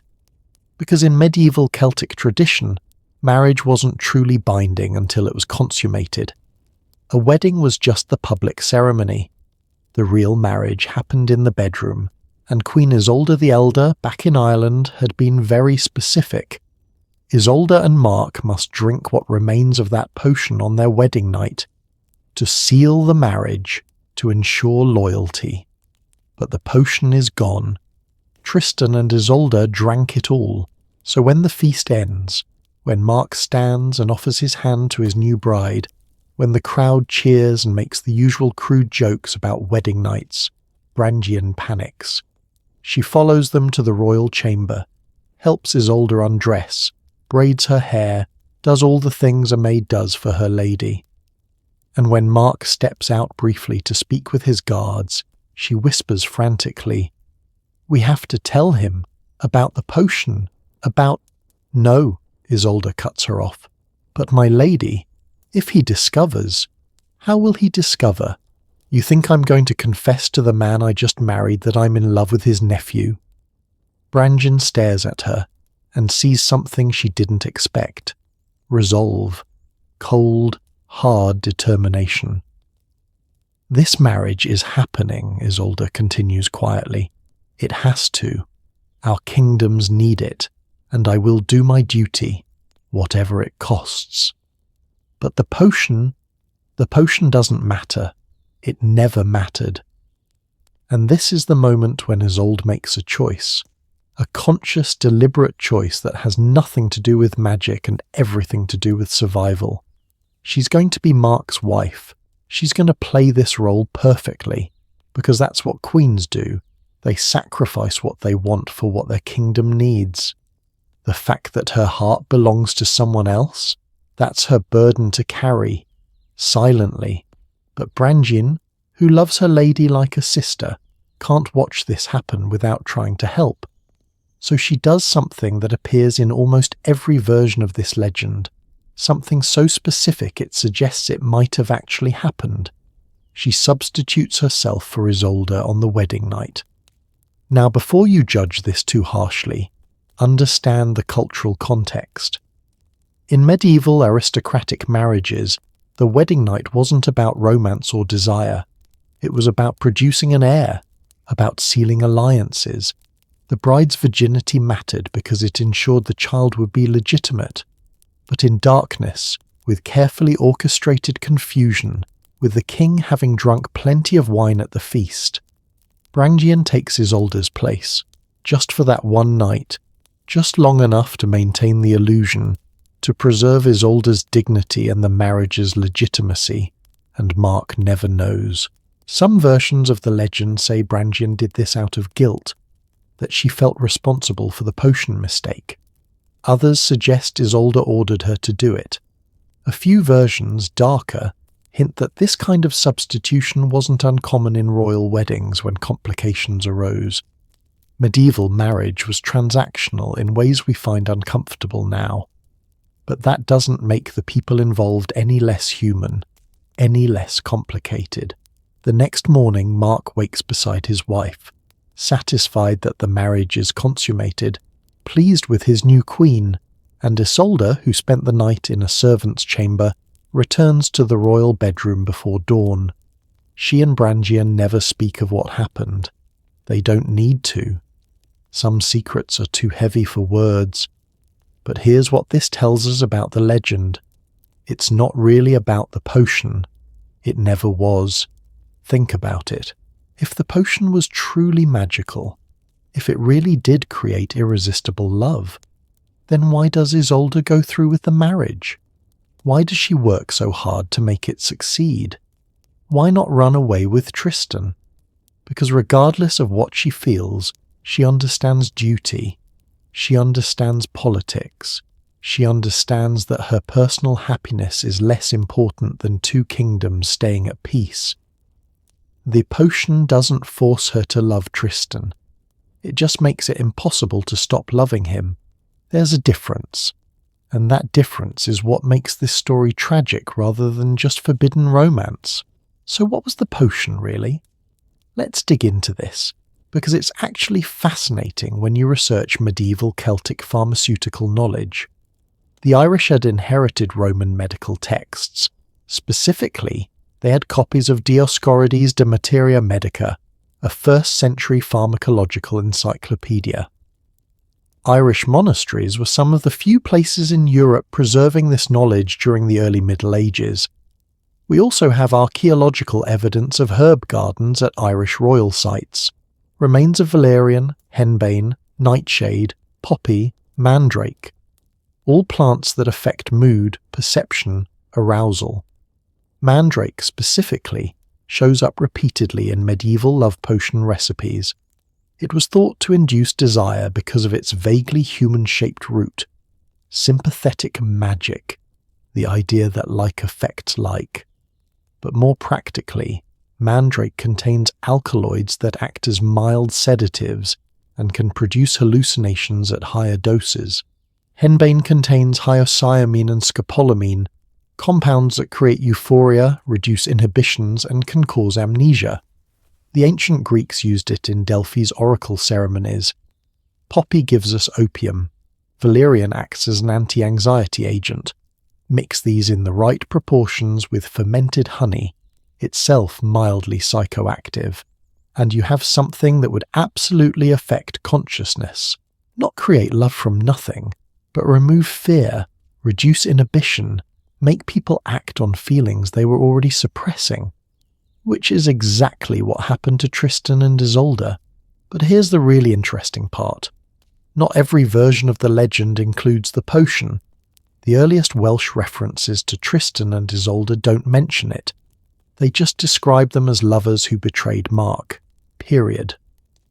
The potion appears first in the French versions, Thomas of Britain's and Beryl's 12th century poems, and it appears for a specific reason: to make the story acceptable to medieval Christian audiences. See, medieval Christianity had complex views on love and desire. Adultery was a sin. But if two people were forced to love each other by magic, if they had no choice, then maybe they weren't fully responsible.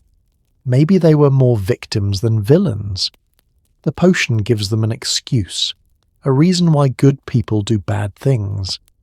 It transforms the story from dishonorable lovers betray their king to tragic souls cursed by fate. It's brilliant storytelling, but it's also possibly revisionist history. Maybe the real Tristan and Isolde, if there were real people behind these names, just fell in love. Maybe there was no potion. Maybe they made choices knowing exactly what they were doing, and later generations added the potion to make it more palatable. Or maybe there really was something given to them. Some herb mixture that removed their inhibitions at exactly the wrong moment. And maybe, realizing what had happened, they leaned into the excuse it provided. We'll never know. What we do know is this. Whether it was potion, passion, or politics, Tristan and Isolde begin a double life that would define the rest of their story. In public, they're aunt and nephew. Isolde is the perfect queen, gracious, intelligent, a credit to Mark's court. Tristan is the loyal nephew, Mark's champion, his advisor, his most trusted warrior. Mark trusts them both completely. Why wouldn't he? Tristan brought him this perfect wife. Isolde honours her husband publicly. They seem to barely know each other. But in private they find moments. A corridor where they pass and hands touch briefly. A garden where Isolde walks and Tristan happens to be checking the defences.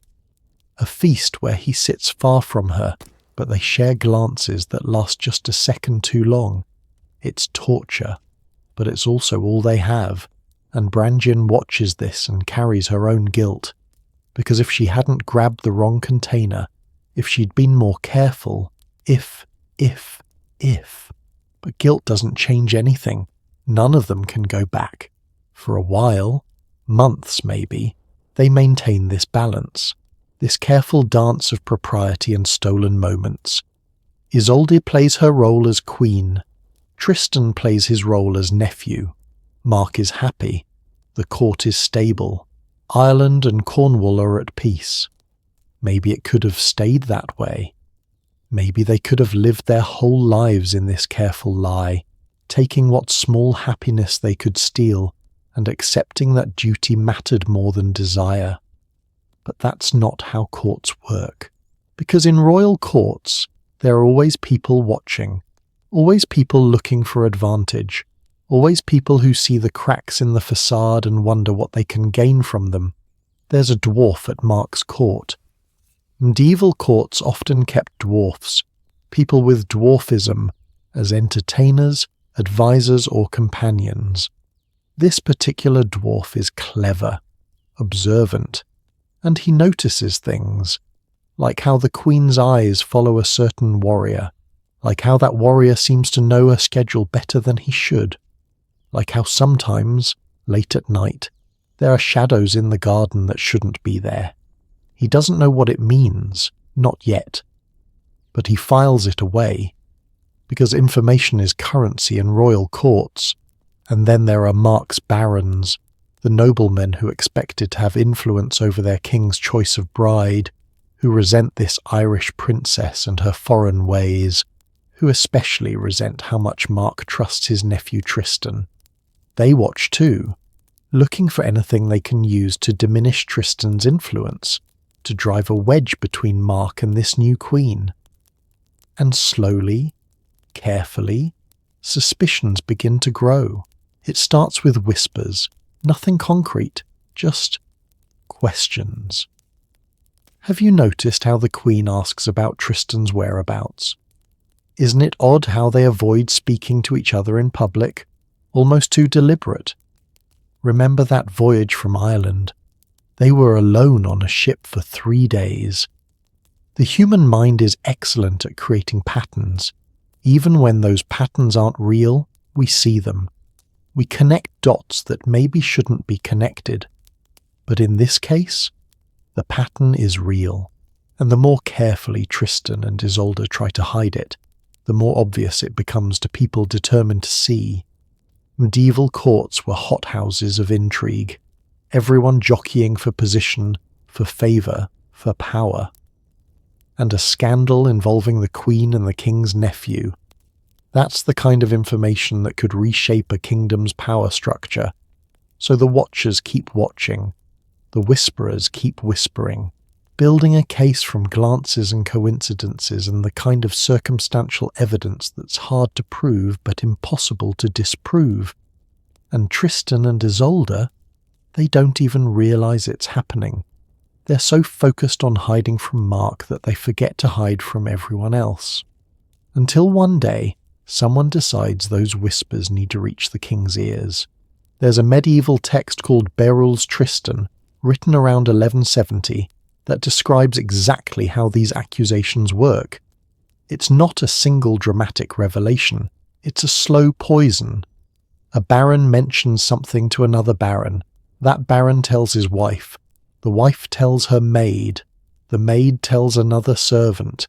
And eventually the whisper reaches someone close to Mark. Your Majesty, there are rumours about the Queen and your nephew. Probably nothing, but Mark doesn't want to believe it. Of course he doesn't. Isolde is his wife. Tristan is like a son to him. The idea that they would betray him is unthinkable, but the seed is planted, and once you suspect betrayal, you start seeing evidence everywhere. The way Isolde asks about Tristan when he's away. The way Tristan seems to know what she needs before she asks. That time they were both absent from court at the same hour. None of it proves anything, all of it suggests something. And Mark, despite himself, starts to watch his wife, starts to watch his nephew, looking for proof that the rumours are wrong. Terrified he'll find proof that they're right. This is the moment when the story shifts, when it stops being about love conquering all and starts being about the cost of secrets, about how lies, even necessary lies, eventually collapse under their own weight. Because Mark isn't a fool. He's a king who's survived decades of political intrigue, and he knows that where there's smoke there's usually fire. But he also knows that if the rumours are true, if his wife and his nephew have betrayed him, it's not just a personal tragedy, it's a political catastrophe. Ireland will demand Isolde back, the alliance will collapse, everything he's built will fall apart, so he's caught between truth and stability, between personal honour and political necessity. And this is where we enter the darkest part of our story, the part where love becomes a weapon, where every gesture is analysed, where trust disintegrates and paranoia grows, where Tristan and Isolde realise that hiding their feelings isn't enough anymore. Now they have to prove something that's almost impossible to prove, that they're not doing exactly what they're actually doing. The court has become a battlefield, and the weapons are whispers, suspicions and eyes that never stop watching. How do you fight an accusation that's true while acting like it's false? How do you maintain innocence when you're guilty? How do you look someone you love in the eye and lie to protect them, knowing that the lie itself is destroying you both? These are the questions that will define everything that comes next, and the answers, when they come, will be stranger and more desperate than anything we've seen so far. Because when you're caught between love and duty, between truth and survival, there's no good choice. There's only the choice you can live with, and sometimes even that's not clear. Living under suspicion changes you. It's like carrying a weight that gets heavier every day, but you can't put it down because everyone's watching to see if you'll stumble. Mark doesn't confront them, not directly. Because in medieval court politics, direct confrontation is often the weakest move. You lose deniability. You force people to choose sides. You might discover truths you're not ready to handle. So instead, he watches, and he tests. And Tristan and Isolde, realizing they're being watched, have to become even more careful, which ironically makes them look even more suspicious. It's one of those cruel paradoxes. The harder you try to prove you're not hiding something, the more it seems like you are. Welcome to the most psychologically brutal part of this story.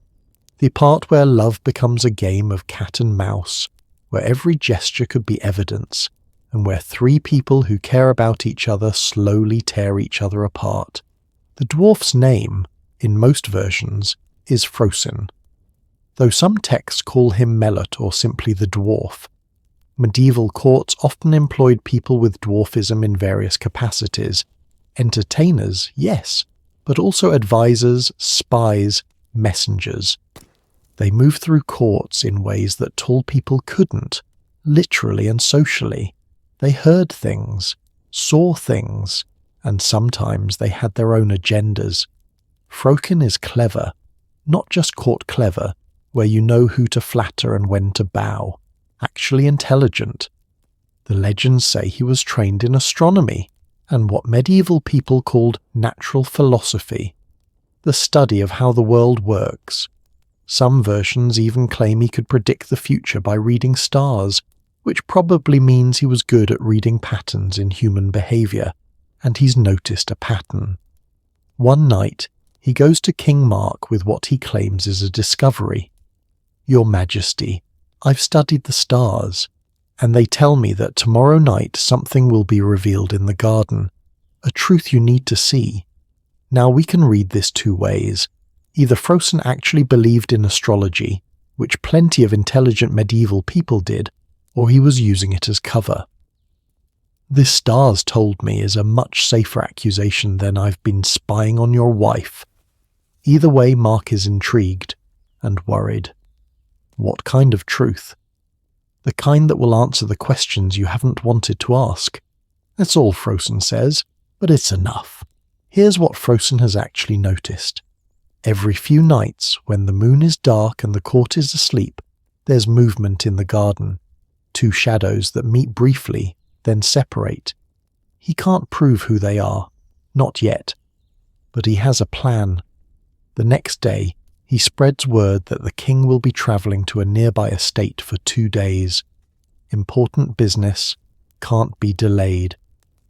The whole court sees Mark leave with a small guard, but Mark doesn't actually go. He circles back after dark, enters the castle through a side entrance, and positions himself where Frosin told him to wait, near the garden fountain, hidden behind a pillar, and he waits. This is psychological torture, by the way. Have you ever waited for proof that someone you love has betrayed you? The way time stretches, how every sound makes your heart race, how part of you desperately wants to be wrong while another part wants confirmation just to end the uncertainty. Mark sits there for hours probably, watching, listening, half hoping nothing happens. But something does. Tristan has heard that Mark is gone, and he knows. He shouldn't go to the garden. It's too risky. Someone could see. Someone could talk. But it's been weeks since he and Isolde have had more than a passing moment. Weeks of standing in the same rooms without speaking. Weeks of watching her smile at Mark and feeling like he's being slowly crushed. So he goes, just for a few minutes, just to see her, to talk to her, to remember that this is real, that she's real, that he's not imagining the one good thing in his unbearable situation. Isolde comes too for the same reasons. They meet by the fountain, the same spot they've met a dozen times before, quiet, private, or so they think. They don't touch. That's the irony. They're so careful about propriety even in private that they stand 3 feet apart, talking in whispers about nothing and everything, about how hard this is, about how much longer they can maintain this lie, about whether there's any future where they're not trapped. It's heartbreaking, not passionate. These aren't lovers stealing a moment of forbidden pleasure. These are two people holding each other together with words because that's all they're allowed. And Mark, watching from the shadows, sees exactly that. Sees his wife meeting his nephew in secret, in the dark, in a garden, at night. What else is he supposed to think? But here's where the legend gets interesting. Because in the moonlight, and every version specifies there's a moon, even though Frosin said it would be dark, Tristan and Isolde see Mark's reflection in the fountain water, his shadow, his silhouette, just enough to realize they're not alone. And in that instant they have to make a choice: run, confess, or perform. They choose performance. Without missing a beat, without any visible signal between them, they change the entire tone of their conversation. Isolde's voice gets louder, colder. "You presume too much, Prince Tristan, coming to me with accusations about my ladies in waiting." Tristan catching on instantly. "I apologize, Your Majesty, but the matter required privacy. I didn't want to bring false rumours to the king without consulting you first." They improvise an entire conversation about court politics, about servant stealing, about merchant contracts, boring administrative details delivered with perfect formality. And Mark, listening, realizes he can't hear anything incriminating. They sound like exactly what they're supposed to be: a queen consulting with her husband's trusted advisor about household matters. But why meet in secret? At night? Isolde, as if reading his mind, says, "I apologize for the late hour, but the king had to leave suddenly, and these matters couldn't wait. You understand that discretion in such accusations is paramount?" "Of course, Your Majesty. I'll investigate further and report to you properly in daylight with witnesses present." They bow to each other, formally, distantly, and separate. Mark steps out from his hiding place, announces himself, pretends he's just returned unexpectedly. Tristan explains the servant situation. Isolde confirms it. Everything sounds perfectly reasonable, but Mark's face, even in the moonlight, even controlled, shows doubt. He doesn't know what to believe anymore. This fountain scene appears in almost every medieval version of the story, which suggests it might have been based on something real. And what I find fascinating is how it demonstrates their intelligence. They don't panic. They don't confess. They don't even really lie. They just redirect, reframe, create plausible deniability. It's masterful psychological manipulation, the kind that only works if both people are incredibly smart and incredibly desperate. But it's also exhausting, because they can't drop their guard for a second. Every conversation might be overheard. Every moment might be watched. Every gesture has to be calculated. Medieval courts didn't have security cameras, but they had something arguably more invasive. Hundreds of people with nothing better to do than watch each other. Servants, nobles, guards, clerks, all of them potential witnesses, all of them loyal to whoever could benefit them most. In some ways, it's worse than modern surveillance. At least cameras are predictable. People are not. Froisin, frustrated that his trap didn't work, tries another approach. This one's more elaborate and appears in Berule's version specifically. He goes to Mark and says, "Your Majesty, I can prove the Queen's guilt, but you must trust me and do exactly as I say." Mark at this point is desperate enough to listen. "Tonight," Froisin says, "send the Queen a message that you must travel again. Leave the castle, but have flour spread on the floor between the Queen's chamber and Prince Tristan's chamber. Fine white flour, so thin it's barely visible. If anyone walks that corridor at night, they'll leave footprints. It's clever, devious, and historically accurate. Flour was expensive in the 6th century, but royal households had access to it, and it would show footprints beautifully on dark stone floors." Mark agrees. He announces another urgent trip, has flour spread by servants he trusts, then leaves. And Tristan, in his chamber, hears about Mark leaving and knows Isolde will be alone. Knows she'll be scared because the garden incident has made everything worse, not better. Knows she needs reassurance. But he also suspects a trap, because he's not stupid, and neither is she. So he waits, thinks, and comes up with a plan that's either brilliant or insane. His chamber is on the 2nd floor, so is hers. They're separated by a corridor and now, presumably, by that flower. But they're not separated by much distance horizontally. Medieval castles weren't like modern buildings. Rooms were smaller, walls were thicker, but structural gaps existed. Service corridors, ventilation shafts, the spaces between the main hall and the outer walls. Tristan knows this castle. He's lived here for years. He knows that if he could get out of his window, move along the wall, he could reach her window without ever touching that flower-covered corridor. It's dangerous. It's crazy. But it bypasses the trap entirely, so he does it. In the middle of the night, he climbs out his window, edges along the castle wall, probably no more than a narrow ledge if that, and reaches Isolde's window. Some versions say he leaps the gap. Others say he uses a rope. The specific mechanism varies, but the intent is clear. He finds a way to reach her without leaving evidence on that floor. and they have maybe an hour together, maybe less, just talking, just being in the same room without having to perform, without having to pretend they don't care about each other. It's worth every risk.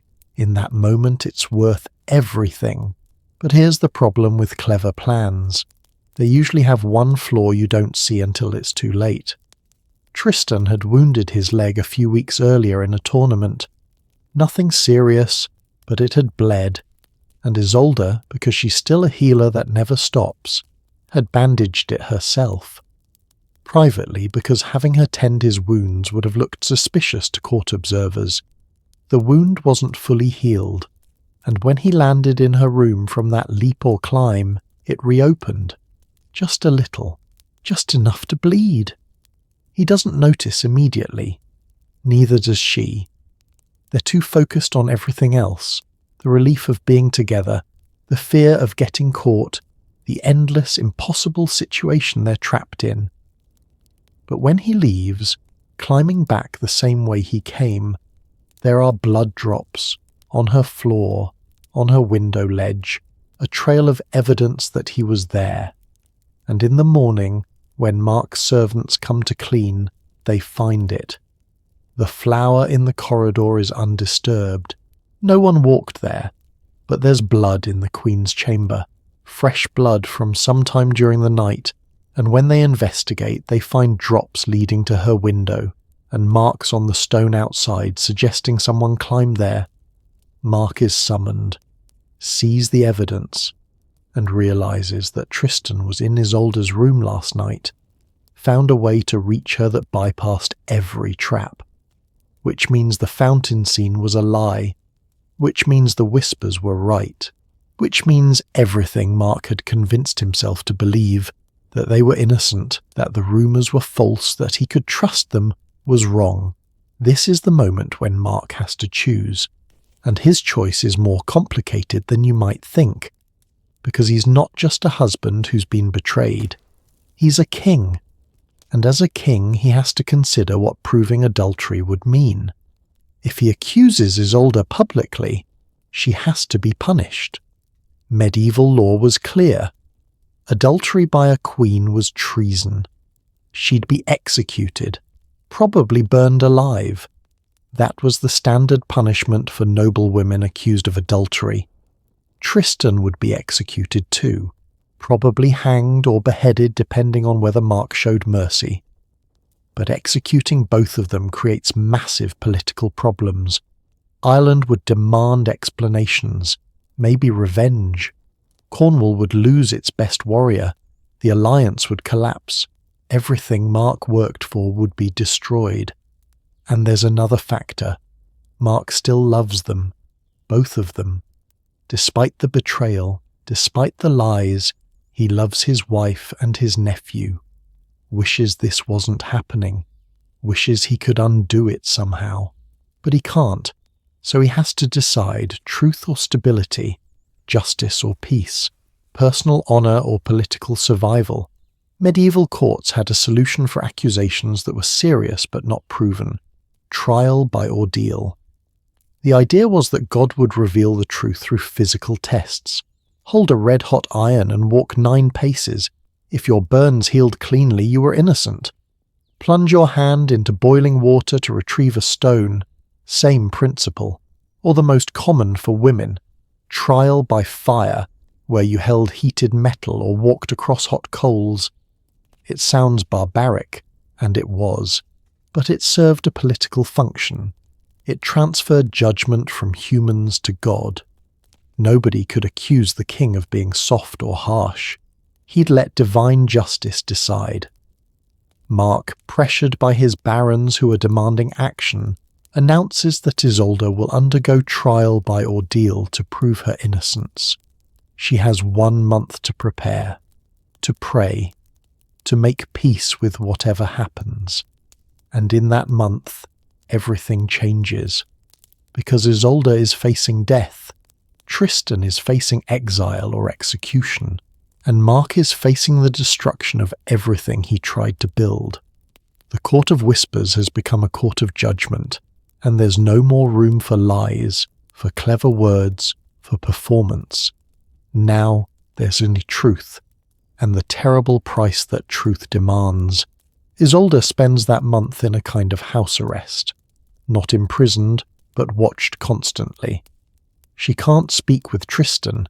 He's been sent away from court, staying at a distant estate, theoretically to give them both space, but really to prevent any final meeting.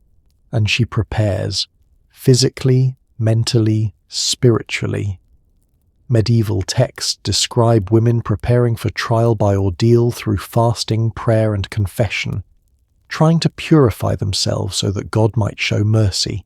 But there's also historical evidence of more practical preparations, herbs that might reduce pain, techniques for handling hot metal that minimize burning. The church was complicit in this, by the way. Priests would often heat the iron or metal less than they claimed, giving the accused a better chance. Because nobody really wanted to burn innocent people alive, and trial by ordeal was more theatre than theology.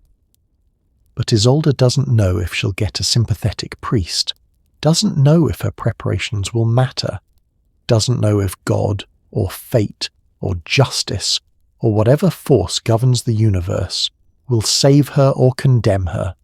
She just knows that in 30 days she'll hold red-hot iron in her bare hands, and whether those burns heal or fester will determine if she lives or dies. Brangian stays with her the entire time, doesn't leave her side, because if Isolde dies, Brangian knows it's partly her fault. The potion, the substitution, all the secrets they've kept. "You should have let me tell the truth from the beginning," Isolde says one night. "The truth would have killed you faster," Brangian replies. They're both right. Meanwhile, Tristan is in exile, going slowly mad. He can't help her, can't even send her a message without it being intercepted and used as evidence. He's trapped, powerless, watching the woman he loves face death because they loved each other. Some versions of the legend say he disguised himself as a pilgrim and tried to sneak back into court. Others say he sent secret messages through sympathetic servants. A few suggest he started gathering loyal men, preparing to storm the castle and rescue her by force if necessary. But all versions agree on one thing: he's desperate, and desperate people make dangerous choices. Because here's what nobody's saying out loud: if Isolde dies, if the trial goes wrong, if Mark executes her, Tristan will burn this kingdom to the ground. He'll call in every favour, rally every warrior who's loyal to him rather than Mark, and he'll start a civil war. Not because he wants to, but because what else is there? If she dies, what's left? Mark knows this. The barons know this. Everyone knows that this trial isn't just about guilt or innocence. It's about whether Cornwall survives the next month intact. The stakes couldn't be higher, the tension couldn't be tighter, and the woman at the centre of it all is planning something that no one, not Mark, not the barons, not even Tristan, expects. Because Isolde, facing death, has realised something important. If the system is rigged against you, sometimes the only winning move is to rig it back, and she's about to pull off one of the most audacious tricks in medieval literature. But that trick requires help, requires timing, requires perfect execution, and more than a little bit of luck. And it requires Tristan to trust her even when he doesn't know the plan. Which, when you think about it, is what love has always required. Trust in the dark, faith in impossible circumstances, the belief that somehow against all odds you'll both make it through. Whether they will or not, that's what we're about to discover. The day of the trial arrives like an execution date, because for Isolde, that's exactly what it is. The entire court has assembled, not just Cornwall's nobility, but representatives from neighbouring kingdoms, Irish observers sent by her father to ensure justice, common people crowding the castle grounds because a queen's trial is public theatre, and everyone wants to see how it ends. The stakes are impossible. If Isolde's burns heal cleanly within 3 days, she's innocent by divine judgment. If they fester, she's guilty. And the punishment for a queen's adultery is death by burning. But Isolde isn't planning to let God decide. She's planned something so audacious, so perfectly calculated, that it's either going to save her life or guarantee her execution. There's no middle ground. And it all depends on a beggar she's never met. Let me explain how trial by ordeal actually worked, because the reality is both more brutal and more theatrical than you might imagine. The ceremony began with 3 days of fasting and prayer. The accused would attend Mass, take communion, confess their sins. The idea was to put themselves in a state of grace so that God's judgment would be clear. On the trial day, a priest would bless the instrument, usually an iron bar heated in a fire until it glowed. Medieval texts specify the temperature through indirect means, hot enough that a man standing 9 feet away must shield his face. That's somewhere around 900–1000 degrees Fahrenheit. The accused had to grip this iron with their bare hands and carry it 9 paces.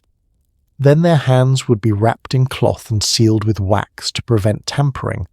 3 days later, the bandages would be removed. If the burns showed signs of healing, new skin, no pus, no rot, you were innocent. If the wounds festered, you were guilty. It's supposedly divine judgment, but really it's basic biology mixed with medieval medical knowledge. Some burns, with proper treatment and luck, do heal cleanly in 3 days. Most don't. The odds weren't in Isolde's favour, but she wasn't planning to rely on odds. On the morning of the trial, Isolde has to walk from the castle to the church where the ordeal will take place. It's maybe half a mile, but the path crosses a muddy stream. Deliberately muddy, they've routed the trial procession this way so that everyone has to cross difficult terrain, creating a kind of journey metaphor. From castle, worldly power, to church, divine judgment, through hardship, the mud. Very medieval symbolism. As Isolde approaches the stream, there's a beggar there. A leper, by the looks of him. Face hidden by a hood, skin showing signs of disease, leaning on a rough staff. He's asking for alms, but he's also offering to carry people across the mud for a small coin. No one wants to touch a leper. Leprosy. Though what they called leprosy wasn't always what we call leprosy today, was seen as both a disease and a curse. Contact with lepers was avoided by everyone except the very holy or the very desperate. But Isolde, in front of the entire assembled crowd, stops. "Good man," she says, "I'll pay you triple if you carry me across. I don't wish to muddy my dress before standing before God." The crowd murmurs, a queen asking a leper to carry her. It's unexpected. Humble? Blasphemous? No one's quite sure. The beggar bows, approaches and lifts her, carefully, respectfully onto his back, carries her across the stream, sets her down on the far side. Isolde gives him coins, thanks him publicly, and continues to the church. Everyone witnesses this, hundreds of people, including King Mark, the barons, the Irish observers. They all see the Queen of Cornwall carried across a stream by a diseased beggar. Remember that detail, because it becomes crucial in about 10 minutes. At the church, the iron is heating. The priest is praying. The entire ceremony is designed to be intimidating. Incense, chanting, the glow of the fire, the weight of judgment. Isolde kneels before the altar, and she's asked to swear an oath. This is standard procedure. Before the ordeal, you must swear to God that you're innocent. The idea is that lying to God in a church before taking communion would damn your soul eternally, so only the truly innocent would dare. Isolde speaks clearly, loudly, so everyone can hear. "I swear before Almighty God in this holy assembly that no man has ever held me in his arms or lain with me except for my lord husband King Mark, and that poor leper who carried me across the stream this morning." The crowd stirs. It's an odd thing to add. Why mention the leper? But technically it's true. He did hold her, briefly, for practical reasons. The priest accepts the oath. The ceremony continues. Isolde reaches for the iron, and here's where physics and theatre intersect in interesting ways. Because the priest, whether through sympathy or pragmatism or orders from someone who wants this trial to succeed, has let the iron cool slightly, not obviously, not enough that anyone watching would notice, but enough that it's maybe 700 degrees instead of 1000. Still hot enough to burn, but possibly not hot enough to cause the kind of festering wounds that indicate guilt. Isolde grips it, the smell of burning flesh. 9 paces, she's shaking by the end, but she completes it. Her hands are wrapped, sealed. She has 3 days. Now let's talk about that beggar. Because of course it wasn't actually a leper, it was Tristan. In exile, forbidden from court, he'd disguised himself as a diseased beggar. Hood covering his face, fake sores on his skin, maybe made with plant dyes or self-inflicted scratches, affecting the shuffling gait of someone in pain. Medieval disguises worked better than you'd think. Without photographs, most people recognized each other by clothing, context, and bearing. Change those drastically enough, and even familiar faces become invisible. Tristan positioned himself at that stream knowing Isolde would pass, knowing she'd need a way to create plausible deniability. Because she'd told him the plan through Brangian, the only person who could still move between them. And the plan was this: swear an oath that's technically true but functionally a lie. No man has held me except Mark and the leper. But the leper was Tristan. So the oath is false. But it sounds true. And because the oath was sworn before God in public, and because Isolde passed the ordeal, her hands 3 days later show signs of healing, not perfect but enough. She's declared innocent by divine judgment. It's absolutely brilliant. It's also absolutely outrageous. It's the kind of trick that only works once, in the perfect circumstances, with flawless execution. And it works. Isolde is vindicated. The accusations are dismissed. The barons who pushed for the trial are silenced. You can't argue with God after all. Mark, relieved despite his doubts, welcomes his wife back into his household. For a moment it seems like they've won. Like maybe they can go back to their careful double life, and this time they'll be more careful, and maybe that will be enough. But here's the thing about spectacular victories. They make your enemies more determined. The barons aren't satisfied. Neither is Frosin.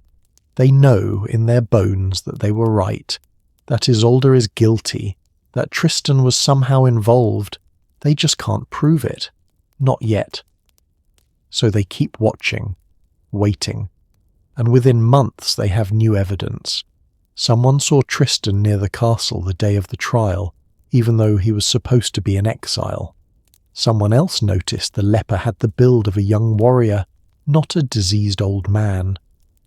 The pieces start connecting, and when they bring this to Mark, not as accusations now, but as proof that he was deceived during the trial, he finally breaks. Not with violence, with something worse, grief. He realizes that his wife and his nephew played him, made him look foolish in front of his whole court, used his mercy and his hope against him, and he makes a choice, a terrible final choice. He banishes them both, together. If you love each other so much, he says, then have each other, but you'll have nothing else. No titles, no lands, no protection of my name. You're exiles, both of you. It's not execution, but in some ways it's crueler, because now they have what they wanted, each other, but they've lost everything else. Family, honour, home, safety. Be careful what you wish for, the saying goes. You might get it. They flee into the forest of Morois. This is a real place, by the way, or at least it represents real places. The forests of 6th century Britain were vast, dangerous, and largely unmapped. They were refuges for outlaws, hermits, and anyone who couldn't survive in civilized society. Medieval texts describe the forest of Morrois as 3 days' journey from any settlement. Whether that's literal or symbolic, meaning simply very remote, it tells us something. Tristan and Isolde are completely cut off from the world. They live like fugitives. Tristan hunts with a bow he makes from yew wood. Isolde gathers herbs, tends a small fire, cooks whatever game he brings back.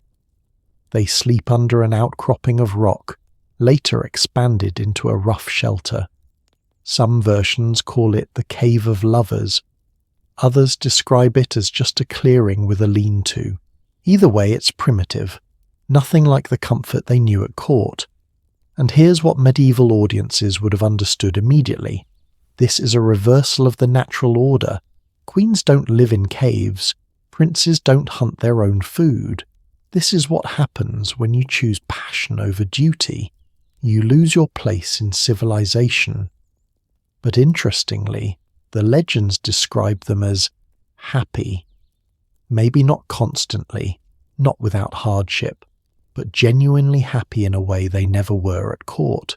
Because for the first time in their lives, they don't have to hide, don't have to perform, don't have to calculate every word and gesture. They can just be Tristan and Isolde, 2 people who love each other, trying to survive. Let me tell you what medieval exile actually meant, because it's both harsher and more common than modern people realize. Forest law in post-Roman Britain was complex. Technically, most forests were royal property. You couldn't hunt there, couldn't cut wood, couldn't build shelters. Breaking these laws meant death if you were caught. But enforcement was impossible in deep forests.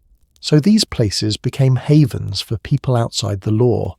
Escaped serfs, political refugees, criminals, and yes, lovers fleeing persecution. They formed loose communities sometimes. Not outlaw bands like Robin Hood, that's later romanticization, but small groups of people helping each other survive. Sharing game, warning of patrols, trading information. Tristan and Isolde live alone, but they're not completely isolated. They encounter hermits, charcoal burners, other exiles. Most leave them alone. Some offer help, food, information, warnings when King Mark's hunters are nearby. Because yes, Mark is looking for them, not to kill them necessarily, but to, what? Bring them back, confirm they're alive, make sure they're suffering. Honestly, I don't think Mark knows what he wants. He's grieving the betrayal, but he still loves them. He's angry, but also guilty that he drove them to this. He's trapped in his own emotions, just like they're trapped in their exile.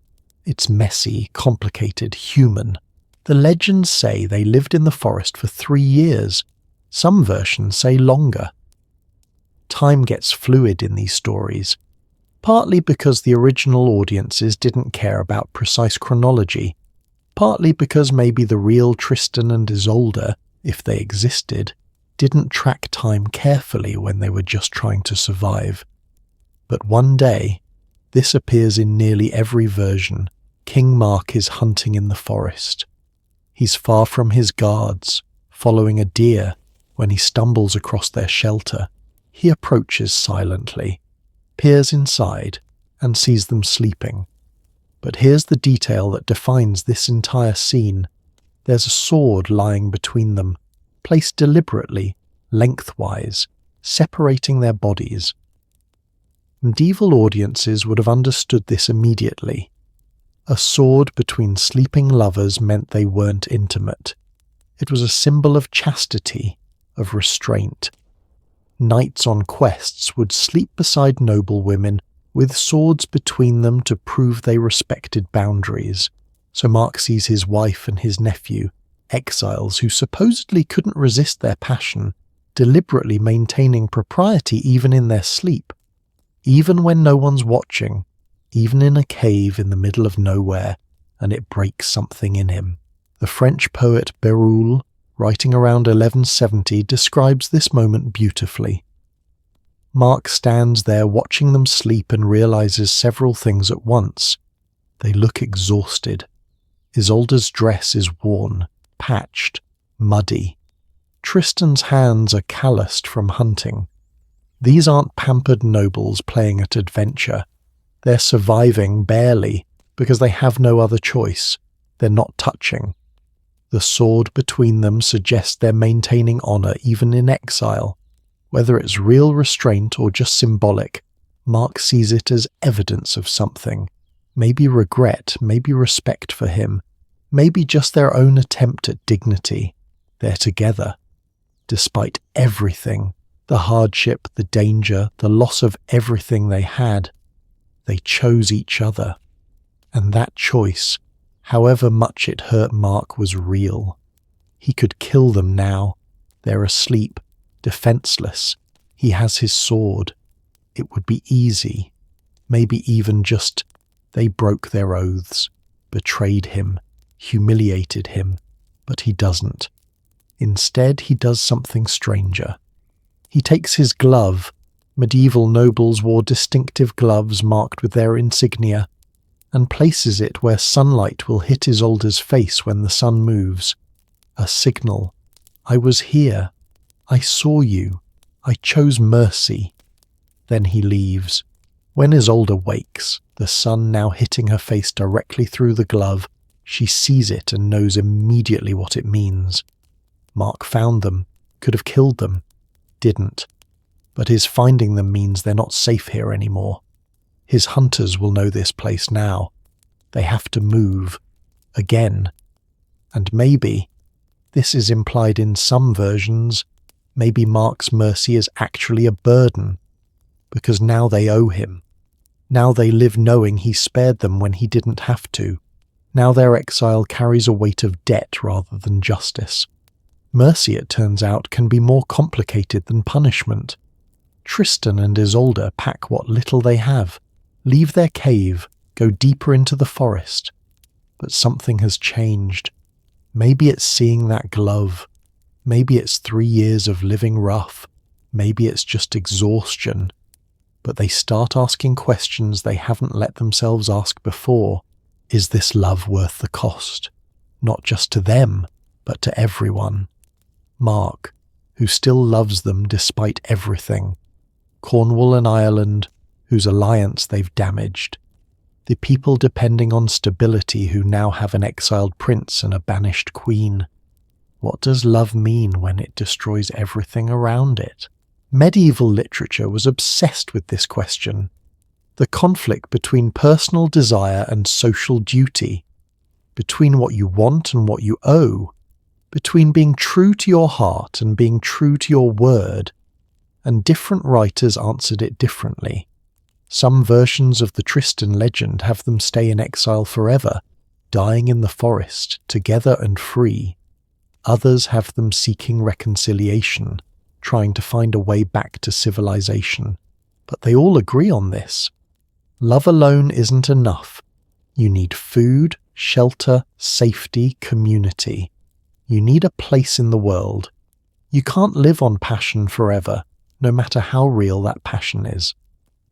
And Tristan and Isolde, standing in that forest with Mark's glove in hand, realize they have a choice to make.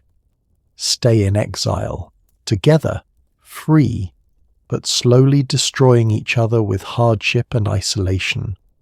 Or return somehow, negotiate some kind of peace, and go back to the court that broke them. Neither option is good. Neither offers happiness. But doing nothing isn't an option either. The forest will kill them eventually if Mark's hunters don't find them first. So they decide. A desperate, impossible, heartbreaking decision that will define everything that comes next. They're going to try to go back, try to negotiate with Mark, try to find some way to exist in the same world without destroying it or themselves. It's the adult thing to do, the responsible thing. The thing that acknowledges that other people matter, that duty matters, that kingdoms and alliances and stability matter. It's also the thing that will absolutely destroy them, because you can't go back. Not really. Not after you've crossed certain lines, made certain choices, become certain people. The court they left doesn't exist anymore. Mark isn't the same. They're not the same. And pretending otherwise is just another form of exile. Internal instead of external. But they're going to try anyway. Because what else can they do? And that attempt, that desperate, doomed attempt to reconcile the irreconcilable, is where our story takes its darkest turn yet. Reconciliation sounds noble in theory. In practice, it's one of the most painful things humans attempt. The negotiations take months, messengers going back and forth between the forest and Mark's court. Terms proposed, rejected, modified, both sides circling each other like wounded animals, wanting peace but terrified of being hurt again. Finally, an agreement. Isolde will return to Mark as his queen. She'll resume her duties, her title, her place at court. Tristan will leave Cornwall permanently. He'll go into exile. Real exile this time. Not hiding in the forest nearby, but across the sea where he can't return without Mark's explicit permission. They'll never see each other again. That's the price of peace. And they both agree, because what choice do they have? The day Isolde returns to court is grey and cold. Winter coming early, the kind of weather that makes your bones ache. She's dressed in proper clothing again, borrowed from sympathetic nobles, because all her royal wardrobe has been packed away for years. She looks like a queen, but there are changes. Her hands are rougher, her face is thinner, her eyes hold something they didn't before. Knowledge of what life costs when you lose everything. Mark receives her formally, publicly, in the great hall with all the court watching. No emotion in his face, no warmth in his voice, just the ritual words of welcoming back a wife who'd been away. That's how they frame it. Not exiled for adultery, but away for her health. Everyone knows it's a lie. But it's a lie they all agree to maintain. Because that's how civilization works. Sometimes you need the comfortable fiction more than the uncomfortable truth. Tristan isn't there. He's already gone. Left 2 days earlier, before Isolde returned to avoid any accusation of lingering. His departure was quiet. No ceremony, no farewell feast. Just a ship in the harbour and a man who used to be a prince becoming a wanderer. They didn't say goodbye. Couldn't. The terms of the agreement were clear. No contact, no messages, no looking back. So they just stopped. After everything, the potion, the deception, the exile, the cave, the years of impossible love, they stopped. Because duty demanded it. Have you ever had to walk away from someone you loved, knowing you'd never see them again? Knowing that loving them had caused too much damage, cost too many people too much? That kind of goodbye doesn't have closure. It just has silence. Tristan sails to Brittany. Not the Cornwall-adjacent Brittany of modern France exactly. 6th century Brittany was a Celtic kingdom with close ties to Cornwall and Wales. Same language family, similar culture. It was a natural refuge for a Cornish exile.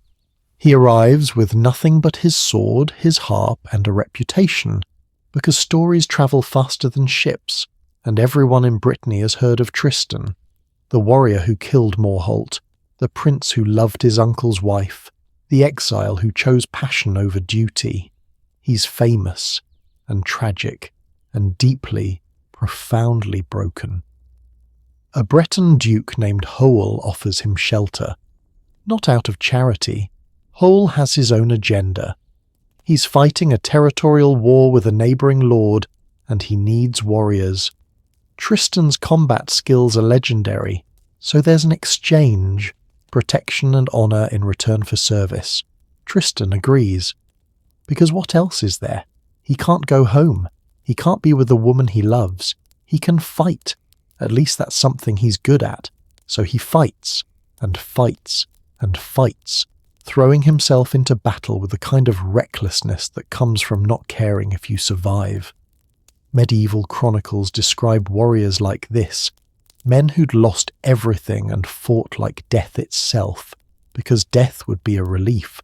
It's not heroic, it's trauma. Duke Hole has a daughter. Her name is also Isolde. Isolde of the White Hands, they call her later, to distinguish her from Isolde of Cornwall. Some versions say she was called this because she had unusually pale skin. Others because she wore white gloves constantly, a fashion among Breton nobility. Others suggest it's symbolic, white as in pure, untouched, innocent of the complications that defined the first Isolde. She's young, maybe 18 or 19, well-educated, skilled in the household arts that noble women learned. Pretty, though the legends are careful not to call her beautiful. That descriptor is reserved for Isolde of Cornwall, and she's fascinated by Tristan. Not because of his reputation, actually, probably despite it. She sees this wounded warrior, this man who barely speaks except to give battle orders, who plays his harp at night with a sadness that makes everyone in the hall uncomfortable. And she wants to help him. It's not love, not initially. It's something between pity and curiosity and the kind of idealism young people have about fixing broken things. Her father encourages it, subtly at first, then more obviously, because Tristan, despite his exile, is still valuable. He's got royal blood, combat skills and name recognition. A marriage alliance would bind him to Hole's household permanently, make his loyalty certain. And Tristan is so tired of being alone. Here's what I find heartbreaking about this part of the story. Tristan knows exactly what he's doing. He's not confused or deceived. He knows that this second Isolde isn't the first Isolde, could never be. But he's desperate for any kind of connection that doesn't hurt. He starts spending time with her, teaching her songs on the harp, walking in her father's garden, talking about neutral things, weather, music, the politics of Breton nobility. Nothing deep, nothing that touches the wound that's still bleeding inside him. And she interprets this as courtship, because from her perspective that's what it looks like, an honourable warrior, spending time with her, showing interest. Why wouldn't she think he might be falling in love? One evening, they're walking, and she says something that stops him cold. "You never talk about Cornwall." There's nothing to talk about. They say you loved someone there, the Queen. Silence, long enough that she thinks maybe she's overstepped. Then, "I loved a great many things in Cornwall. All of them are gone." Are they? Her voice is gentle. Or have you just decided you don't deserve to be happy? And that question hits him like a blade. Because she's right. Part of him believes that suffering is what he deserves. That happiness would be a betrayal of everything that happened. That if he can't have Isolde, his Isolde, then he should have nothing.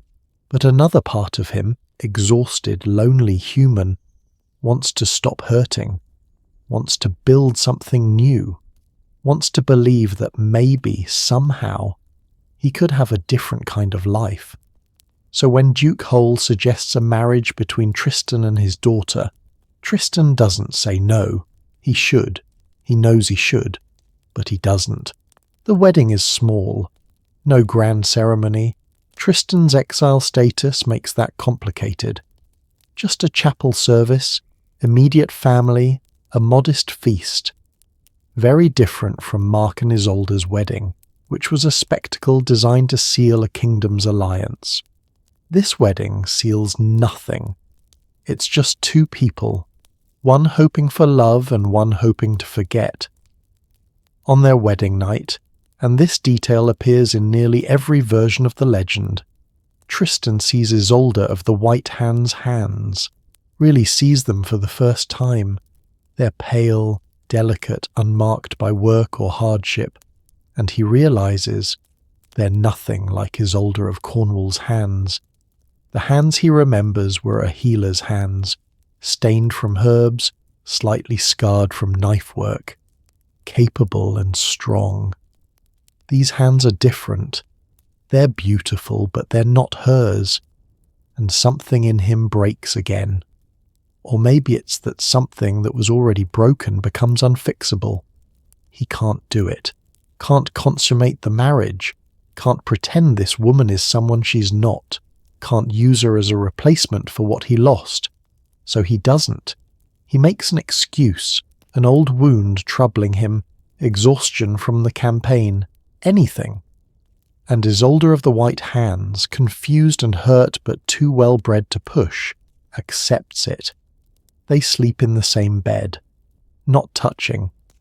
Just like Tristan and Isolde of Cornwall used to sleep with that sword between them. Except this time, the separation isn't about honour. It's about absence, about the impossibility of moving on when your heart is still somewhere else. Medieval marriage law was complex about consummation. Technically, an unconsummated marriage could be annulled, but doing so required proof, testimony, often a physical examination of the bride. It was humiliating for everyone involved. So most unconsummated marriages were just left alone. The couple maintained the appearance of marriage while living essentially as housemates. It happened more often than medieval literature admits. Marriages made for political or economic reasons that never became real in the intimate sense.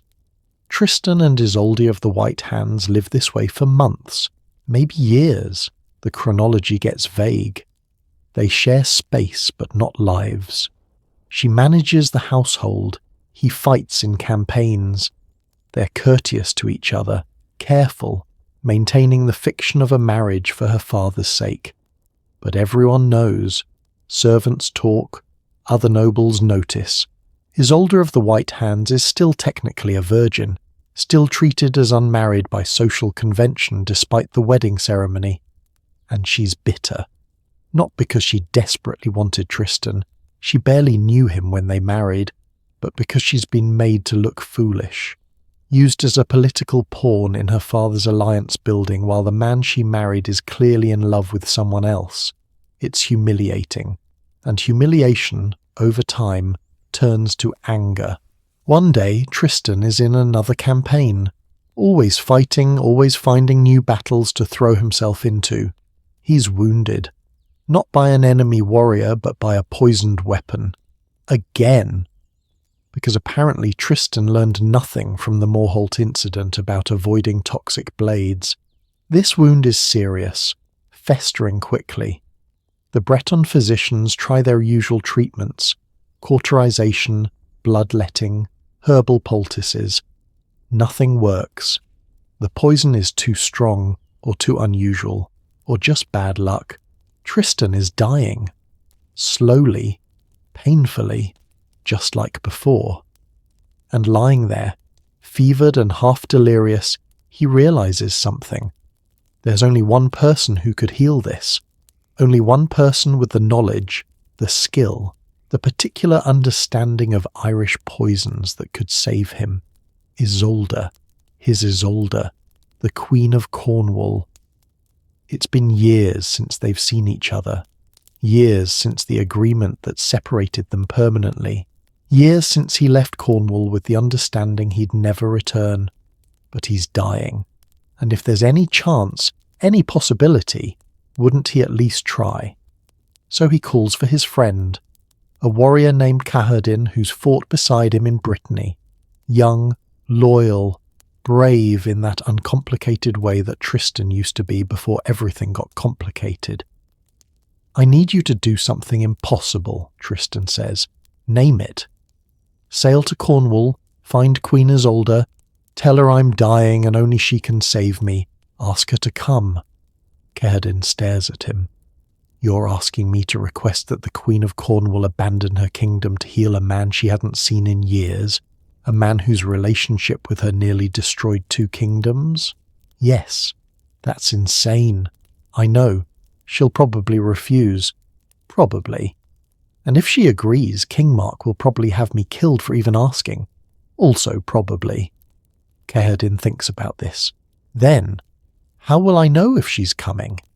And Tristan gives him instructions that will become one of the most famous tragic details in all medieval literature. Take my ship, Tristan says. If she agrees to come, hoist white sails. If she refuses, or if you can't reach her, or if anything goes wrong, hoist black sails, so I'll know from the shore whether to have hope. It's practical. It's clear. It's the kind of signal system sailors had used for centuries, coloured sails conveying information across distances before you could read faces or hear voices. But it's also devastatingly vulnerable to interference, to accident, to malice. Keherdin agrees, because that's what friends do. They attempt impossible things for people they care about, even when the odds are terrible. He sails that night, and Tristan, barely conscious, is moved to a room with a window overlooking the harbour, so he can watch, so he can see the returning sails, white or black, hope or despair. Days pass. Tristan gets worse. The fever climbs, the wound spreads, the poison does its work. Breton physicians shake their heads. Without proper treatment soon, he'll be dead within a week. And Isolde of the White Hands, watching her husband of convenience dying while calling for another woman, feels something cold settle in her chest. She's been patient, understanding even. She's maintained the fiction of their marriage while he gave her nothing, not affection, not intimacy, not even basic companionship. She's endured the whispers, the pity, the knowledge that everyone knows her husband doesn't love her. And now, at the end, he's still calling for someone else. The unfairness of it is crushing. She didn't ask for this marriage, didn't ask to be compared constantly to a queen she's never met, didn't ask to be the consolation prize in someone else's tragic love story. So when Keherdin's ship appears on the horizon, when she sees those sails before Tristan does, she makes a choice that will echo through centuries of retellings, a choice that transforms her from a minor character into the instrument of fate itself. Tristan is barely conscious when Isolde of the White Hands enters his room. He's been drifting in and out for days, kept alive by stubbornness and hope. The kind of hope that's almost painful, the belief that maybe, despite everything, Isolde will come, that she still cares enough to risk everything one more time. "The ship," he whispers. "Keherdin's ship. Can you see it?" She goes to the window, looks out at the harbour. The vessel is there, clear against the afternoon sky. And the sails are white, brilliant white, catching the sun, unmistakable. Isolde of Cornwall has come. Against all odds, despite the years, regardless of the danger, she's crossed the sea to save him. Isolde of the White Hands sees this, knows exactly what it means, and turns back to her dying husband. "The sails are black," she says, just like that. Flat, final, a lie that takes 3 seconds to tell and will define both their deaths. "Black," Tristan's voice breaks. She refused. The sails are black. And Tristan, who survived combat, poison, exile, years of impossible circumstances, simply gives up. You can hear it in the medieval texts, the moment when someone stops fighting, when they decide that living isn't worth the effort anymore. "Then there's nothing left," he whispers. He turns his face to the wall, and within minutes, or maybe hours, the legends aren't clear, he dies, not from the poison, from grief, from the sheer weight of believing that the one person he thought would come for him decided he wasn't worth saving. Let's pause here because this moment has troubled readers for 8 centuries. Did Tristan really die from sadness? Is that medically possible? Actually, yes. Modern medicine recognizes something called Takotsubo cardiomyopathy, broken heart syndrome. Extreme emotional stress can cause heart failure, especially in someone already physically compromised. The body, under enough psychological trauma, can simply stop functioning. Medieval physicians wouldn't have known the mechanism, but they understood the phenomenon. There are multiple historical accounts of people dying from grief, usually after losing children or spouses. The body gives up when the will does. But there's also a simpler explanation. Tristan stops eating, stops taking even the minimal medicine that might help, stops doing anything to prolong his life. It's not quite suicide. Medieval Christianity condemned that. But it's the passive version, choosing not to survive. Either way, he dies believing Isolde abandoned him. That all those years, all that suffering, all that love, none of it was enough to make her cross a sea when he needed her most.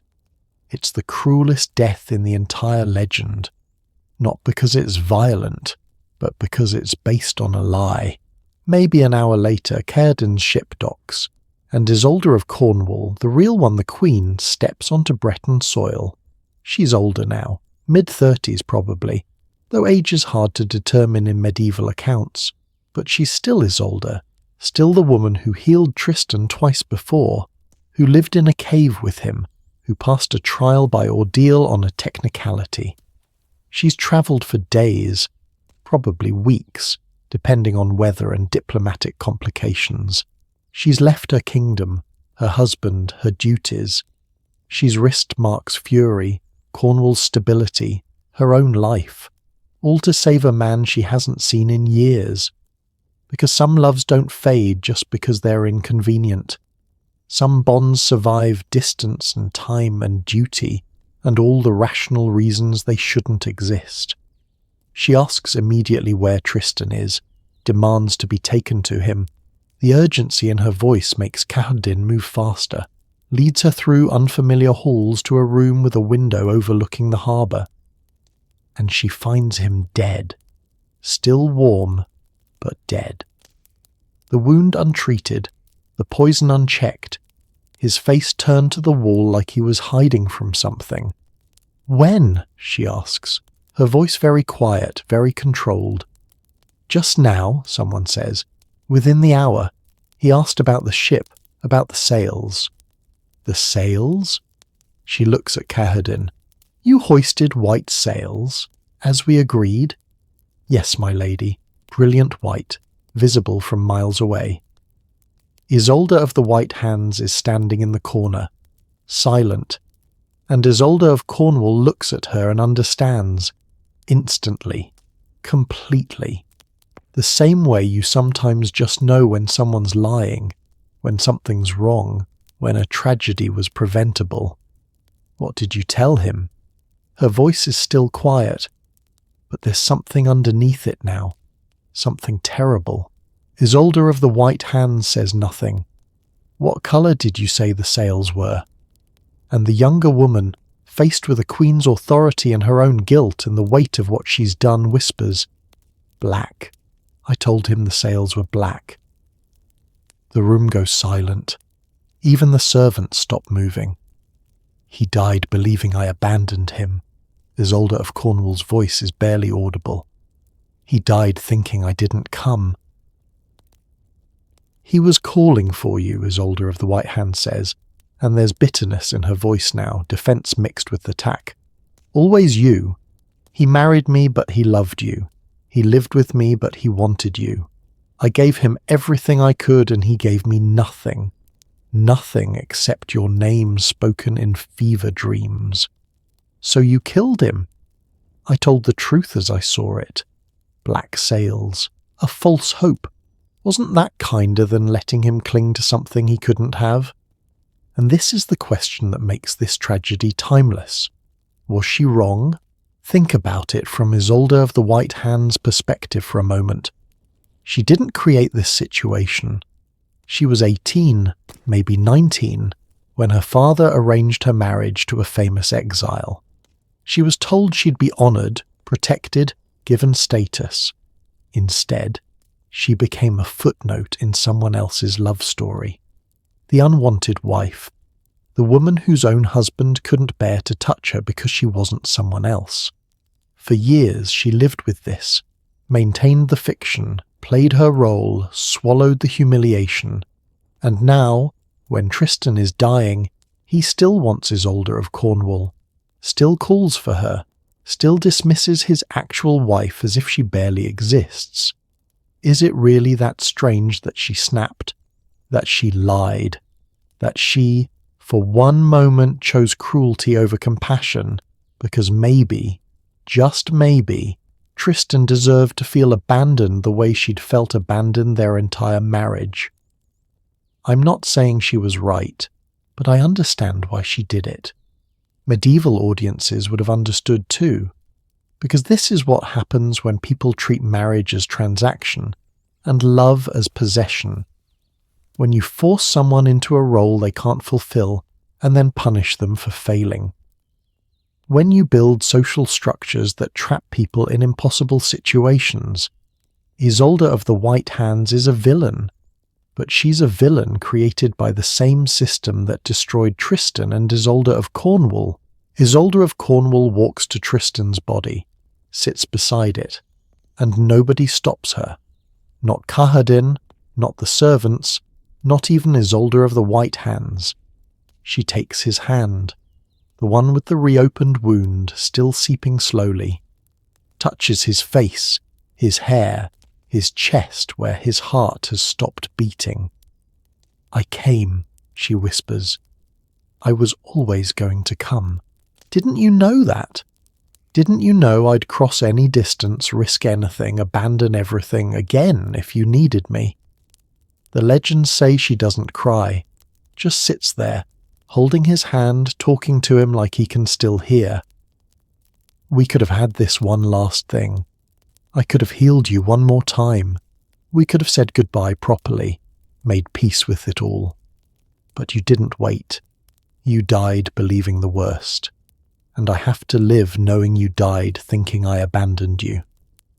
She's quiet for a long time after that, and then something happens that every version of this legend agrees on, even though the details vary. She lies down beside him, puts her head on his chest, wraps her arms around him, and she dies. How? The medieval texts say, of grief. That she simply willed herself to stop living because existing without him, knowing how he died, what he believed, was unbearable. Maybe it's literally true. Maybe broken heart syndrome claimed her too. Maybe she had a stroke or aneurysm triggered by the emotional shock. Maybe she had some underlying condition that stress exacerbated. Or maybe she did something more deliberate. Medieval healers knew poisons. She'd been trained in herbs, compounds, the medicine that heals and the medicine that kills. Maybe she took something, quickly, quietly, while everyone was focused on the drama. We'll never know. The legends just say she lay down beside him and died, and when they tried to separate the bodies for burial, they couldn't. Isolde's arms were locked around Tristan, rigid in death, refusing to let go even when consciousness had ended. It took hours to pry them apart. They buried Tristan and Isolde in Brittany. Some versions say in the same grave, others in graves placed close together. And here's where the legend becomes something more than history, more than tragedy, more than even love story. From Tristan's grave, a vine grew. From Isolde's grave, a rose bush, and the two plants grew toward each other, twisting together, intertwining until they were inseparable. King Mark, when he heard about their deaths, ordered the plants cut down, separated, destroyed, because even in death he couldn't bear their connection. But they grew back, always. No matter how many times they were cut, they returned. Stronger, more entwined, impossible to separate. Eventually people stopped trying, let them grow, and the intertwined plants became a pilgrimage site, a symbol, a living metaphor for love that survives everything: duty, distance, death itself. Is this literally true? Probably not. Plants don't grow like that just because you bury lovers nearby, but the image is so powerful, so perfect, that it's been repeated for 8 centuries, and sometimes the metaphorical truth matters more than the literal one. So what's the real story? What actually happened to Tristan and Isolde, if there were real people behind these names? We know there was someone named Drustanus, son of Cunamoris, buried in Cornwall around 550 AD. We know there was a king in that region called Mark or Marcus. We know Ireland and Cornwall had conflicts during this period. Did they love each other? Did they drink a potion? Did they live in exile? Did they die tragically? Maybe. Or maybe the real story was smaller, sadder, more mundane. Maybe it was just 2 people who wanted something they couldn't have, who made choices that hurt people they cared about, who lived with those consequences and died without ever finding peace. And later generations, looking at those graves, those names, that era, they built a legend. They added the potion to explain the transgression. They added the trials to make it dramatic. They added the romance to make it beautiful, and the tragedy to make it meaningful. They took human pain and transformed it into art, which is what we do with suffering when we can't fix it. We make it mean something. The story of Tristan and Isolde influenced everything that came after. You can see it in Lancelot and Guinevere, another knight who loves his king's wife. You can see it in Romeo and Juliet, young lovers destroyed by circumstances beyond their control. You can see it in every story about forbidden love, about duty versus desire, about the terrible price of choosing your heart over your head. Wagner turned it into an opera. Medieval poets wrote dozens of versions. Modern movies keep retelling it because the themes are eternal. Because we've all felt trapped between what we want and what we owe. We've all loved someone we shouldn't. We've all wondered whether following our heart makes us brave or selfish. We've all asked whether some loves are worth the cost they demand. And the story of Tristan and Isolde doesn't give us easy answers. It just shows us the question in all its painful complexity. They loved each other.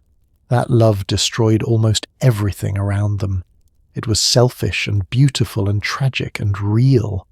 And in the end, they died believing the worst about each other.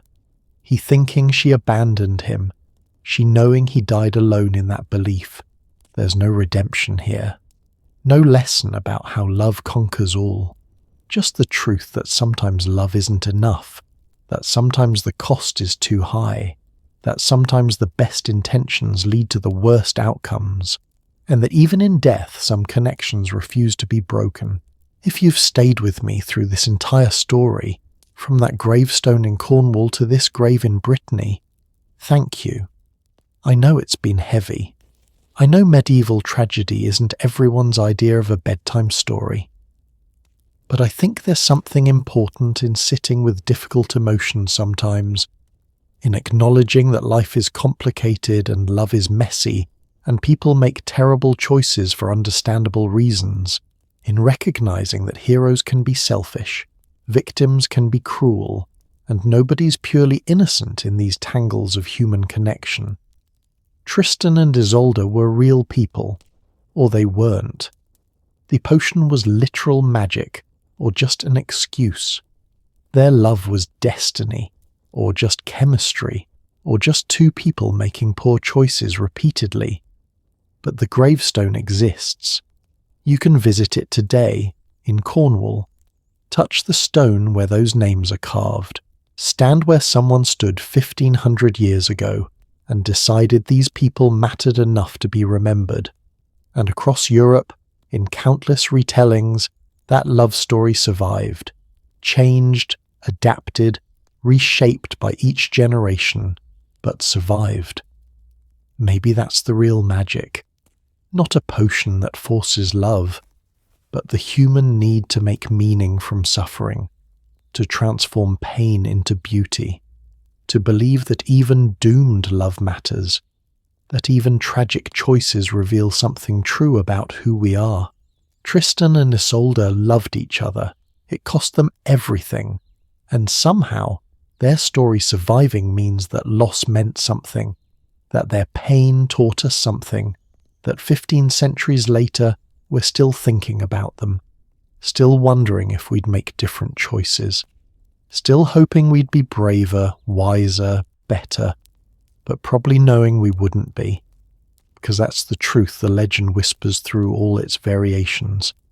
We're all just human, trying our best, getting it wrong, loving imperfectly, hurting each other while trying not to, dying with regrets, and sometimes, just sometimes, leaving behind something that lasts longer than we did.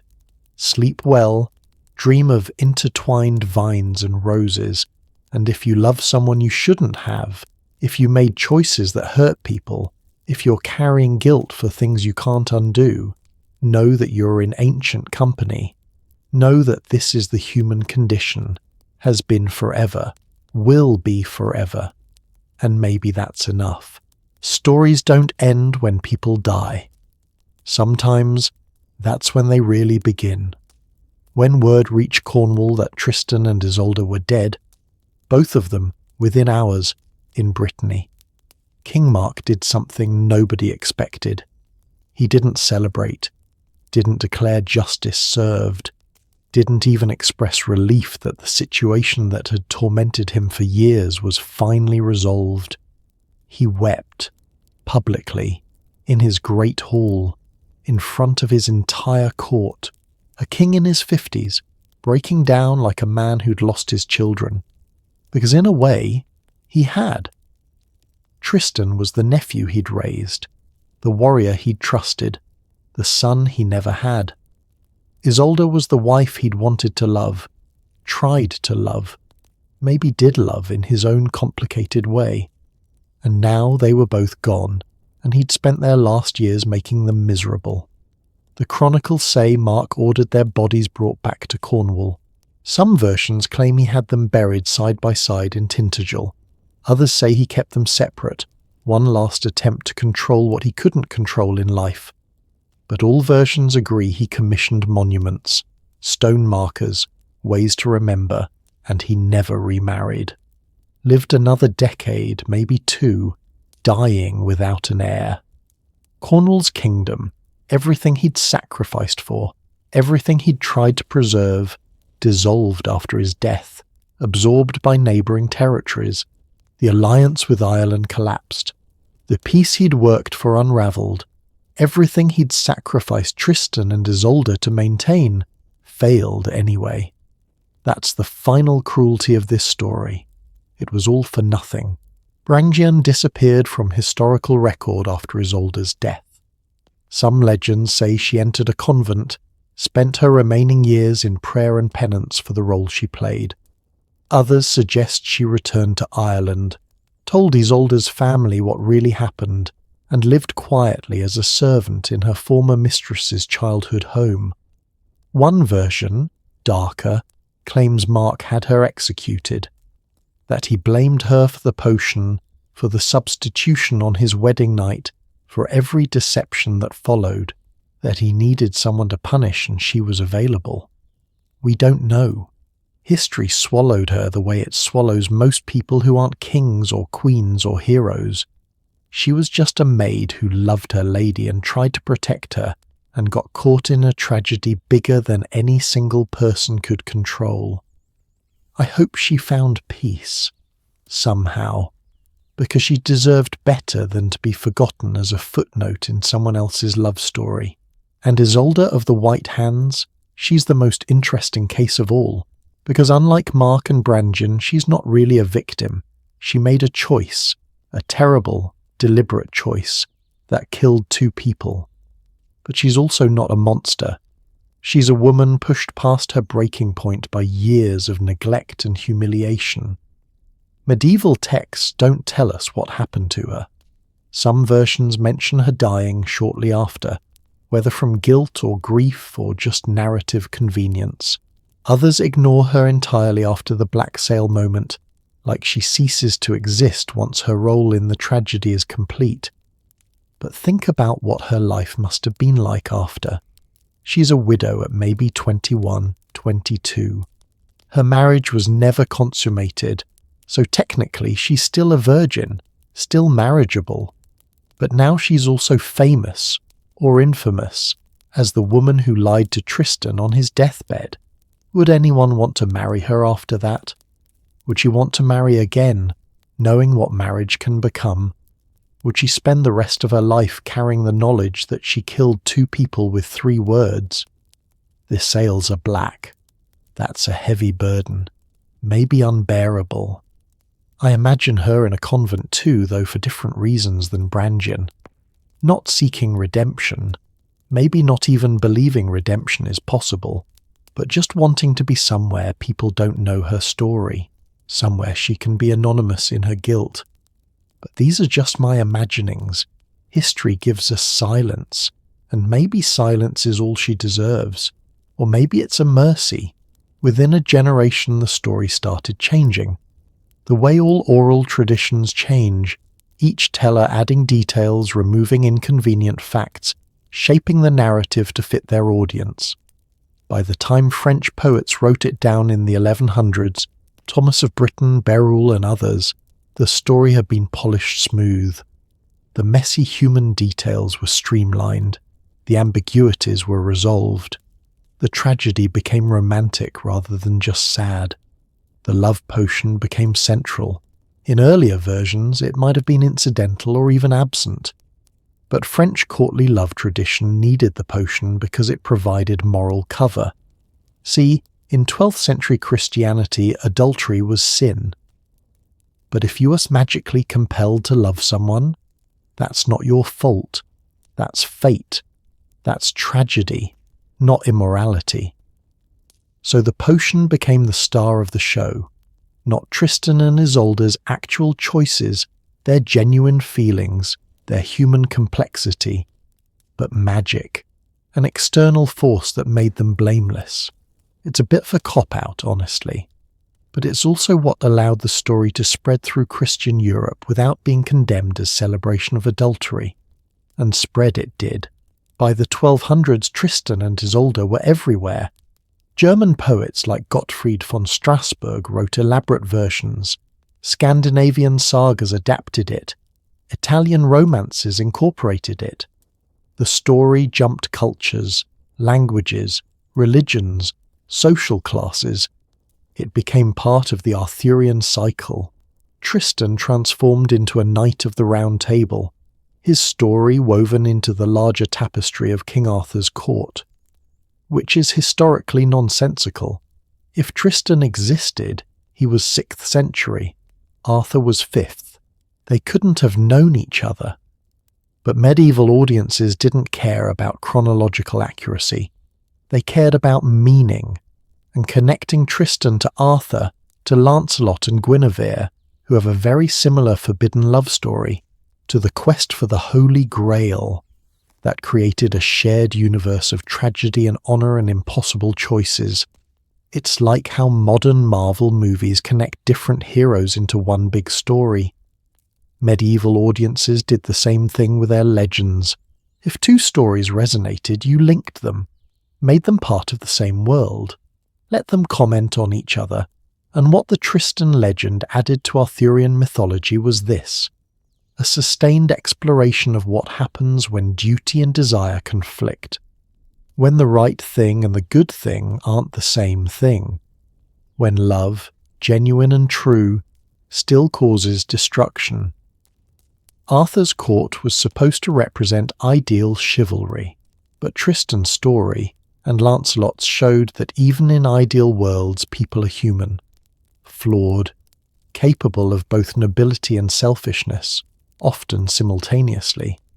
That complexity is what made the legends last. In the 19th century, the story exploded again. Richard Wagner wrote his opera Tristan und Isolde in 1865, It's 4 hours long, intensely emotional, and revolutionized how music could express psychological states. The famous Tristan chord, a specific combination of notes, created a sound that was unresolved, yearning, never quite finding peace. That chord became shorthand for unfulfilled desire in Western music. You can still hear its influence today in movie soundtracks, pop songs, anywhere music needs to convey longing without resolution. Wagner understood something crucial. Tristan and Isolde's story isn't about love conquering all. It's about love existing despite everything, despite impossibility, despite duty, despite death itself. The power isn't in the resolution, it's in the yearning. Pre-Raphaelite painters depicted Tristan and Isolde. Victorian poets wrote new versions. The story became a touchstone for romantic ideals. Passion over reason, feeling over convention, the individual against society. And in the 20th and 21st centuries, movies, novels, TV shows, graphic novels, the story keeps getting retold because the core question remains relevant. What do you owe to love, and what do you owe to everything else? But here's what I find most interesting. The story survives not because it gives us answers, but because it refuses to. Were Tristan and Isolde right to love each other? The story doesn't say. Should they have been stronger, chosen duty over desire? Maybe, but would that have been better? For whom? Was Mark right to take Isolde back after the trial, to banish them, to grieve them? The story presents him as sympathetic, flawed, trapped, not as a villain or a hero, just a man in an impossible situation. Was the potion real magic or just an excuse? The story works either way, which means it's not really about the potion. It's about what the potion represents, the things we can't control, the forces that push us toward choices we wouldn't otherwise make, the question of how much agency we really have over our own hearts. And that black sail, was Isolde of the White Hands evil for lying? Understandable? Both? The story lets us decide. This ambiguity is why the legend endures. It's not a fable with a clear moral. It's a mirror that reflects back our own values, our own fears, our own questions about love and duty and choice. Every generation sees something different in it. Medieval audiences saw the danger of passion unchecked by reason. Romantics saw proof that true love transcends everything. Modern readers see a critique of social structures that trap people in impossible roles. All of these readings are valid. The story is big enough to hold them all. So what's the truth? What really happened in 6th century Cornwall and Ireland and Brittany? Maybe there was a warrior named Drustanus who loved his uncle's wife. Maybe there was a political marriage that failed. Maybe there were deaths that seemed connected enough that people started telling stories. Or maybe, and this is equally possible, the whole thing is fiction. A talented bard somewhere in Celtic Britain invented it from scratch, combining common folklore motifs, the love potion from one tradition, the sword between lovers from another, the ship signal from a third. An original work of art that people assumed was history because it felt true. We'll never know, and I'm not sure it matters, because here's what we do know. For 1500 years people have been telling this story, have been finding meaning in it, have been using it to understand their own impossible loves, their own conflicts between desire and duty, their own questions about what makes a life well lived. That gravestone in Cornwall, whether it marks the actual Tristan and Isolde or not, has become a pilgrimage site. People leave flowers there, love notes, wedding rings, tokens of their own stories, their own losses, their own loves that couldn't work out. The story gave them language for feelings that are otherwise hard to express, validation that they're not alone in struggling, hope that even if their love doesn't end happily, it still means something. And isn't that what we need from our stories? Not necessarily happy endings, but meaningful ones. Not solutions, but companions in complexity. I think about Mark sometimes, how he lost everyone he loved because he couldn't figure out how to love them right. How he chose stability over honesty, control over trust, and ended up with neither. I think about Brangian, making one small mistake, grabbing the wrong container that cascaded into tragedy. How she must have replayed that moment endlessly. If only she'd checked. If only she'd been more careful. If only. I think about Iseult of the White Hands, bitter and alone, making one spiteful choice in a moment of pain. How 3 words destroyed her just as surely as they destroyed Tristan. How she probably regretted it immediately but couldn't take it back, couldn't undo it, could only live with it. And I think about Tristan and Isolde themselves, 2 people who loved each other genuinely but caused enormous damage in the process, who tried to do the right thing multiple times, returning to their duties, separating, maintaining honour, and failed at all of it, who died believing the worst, he thinking she abandoned him, she knowing he died in that belief. Nobody in this story is purely good or purely evil. They're all just human, making choices that seem reasonable at the time, trying to balance what they want with what they owe, getting it wrong more often than right, hurting each other while trying not to, living with consequences they didn't fully anticipate. That's real. That's recognizable. That's why the story survives. If you're listening to this and you've ever loved someone you couldn't be with, whether because of circumstance, timing, other commitments, or just the impossibility of it all, you understand this story in your bones. If you've ever felt torn between what you want and what you should do, you understand. If you've ever made a choice that hurt people you cared about, not because you were cruel, but because all your options were bad and you picked what seemed least terrible, you understand. If you've ever wondered whether following your heart makes you brave or selfish, you understand. This is the human condition, has been since we started telling stories, will be until we stop. And Tristan and Isolde's legend, in all its messy, tragic complexity, reminds us that we're not alone in this, that people 1500 years ago struggled with the same questions, that people 500 years from now will still struggle with them. The details change. We don't have love potions anymore, though we have plenty of other things we blame for chemistry we can't control.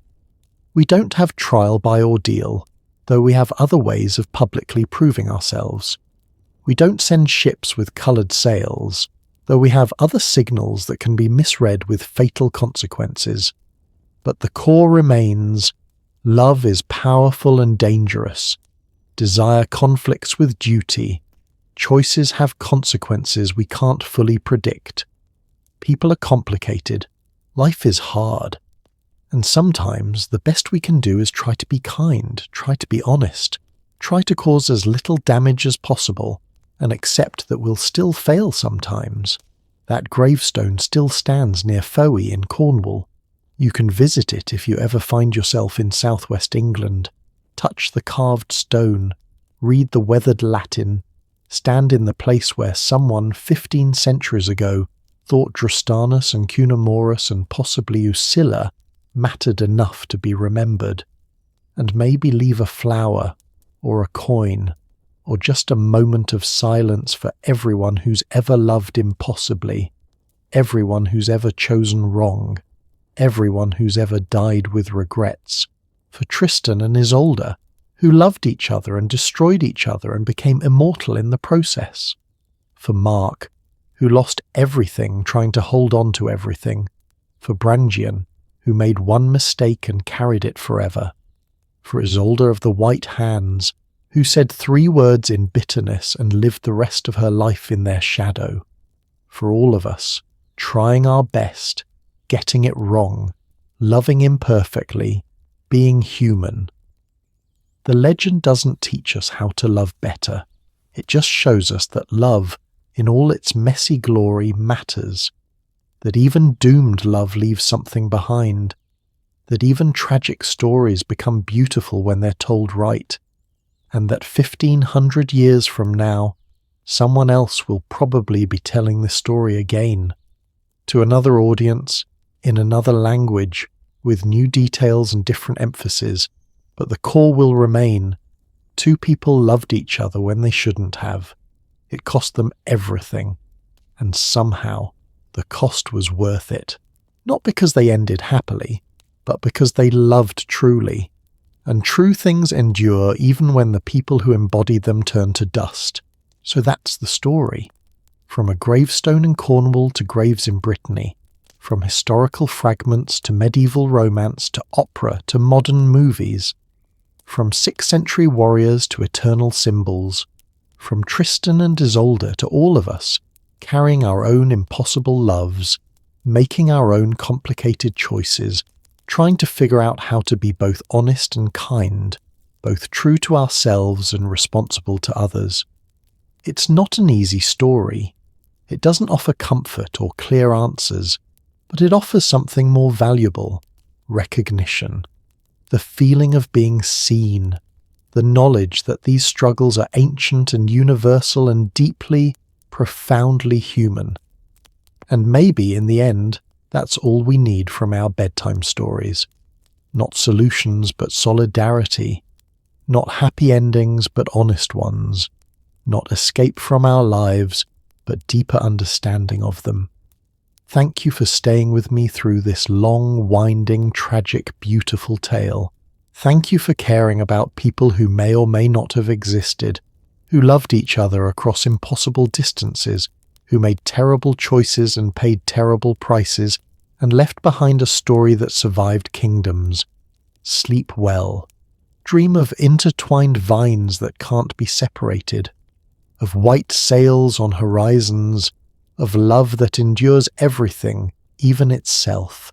And if you're carrying your own impossible love tonight, one that worked out or didn't, one that you chose or walked away from, one that still hurts or has finally healed, know that you're part of an ancient tradition, that Tristan and Iseult walk this path before you, that others will walk it after, that you're not alone, never were, never will be. The story continues. It always does. And somewhere, in the mist of Cornwall, that gravestone still stands, waiting for the next person who needs to touch it, to remember, to feel connected to something larger than their own small life. We're all part of the same story, really. Just different chapters, different details, same questions, same struggles, same hope that somehow in the end love matters.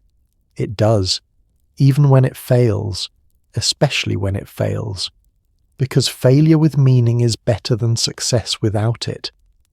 And Tristan and Iseult, those doomed impossible lovers, gave us meaning, gave us language, gave us permission to love fully even knowing the cost, gave us a legend that reminds us across 15 centuries that being human is hard and beautiful and worth it. Every single time. Good night, and may your dreams be kinder than theirs were.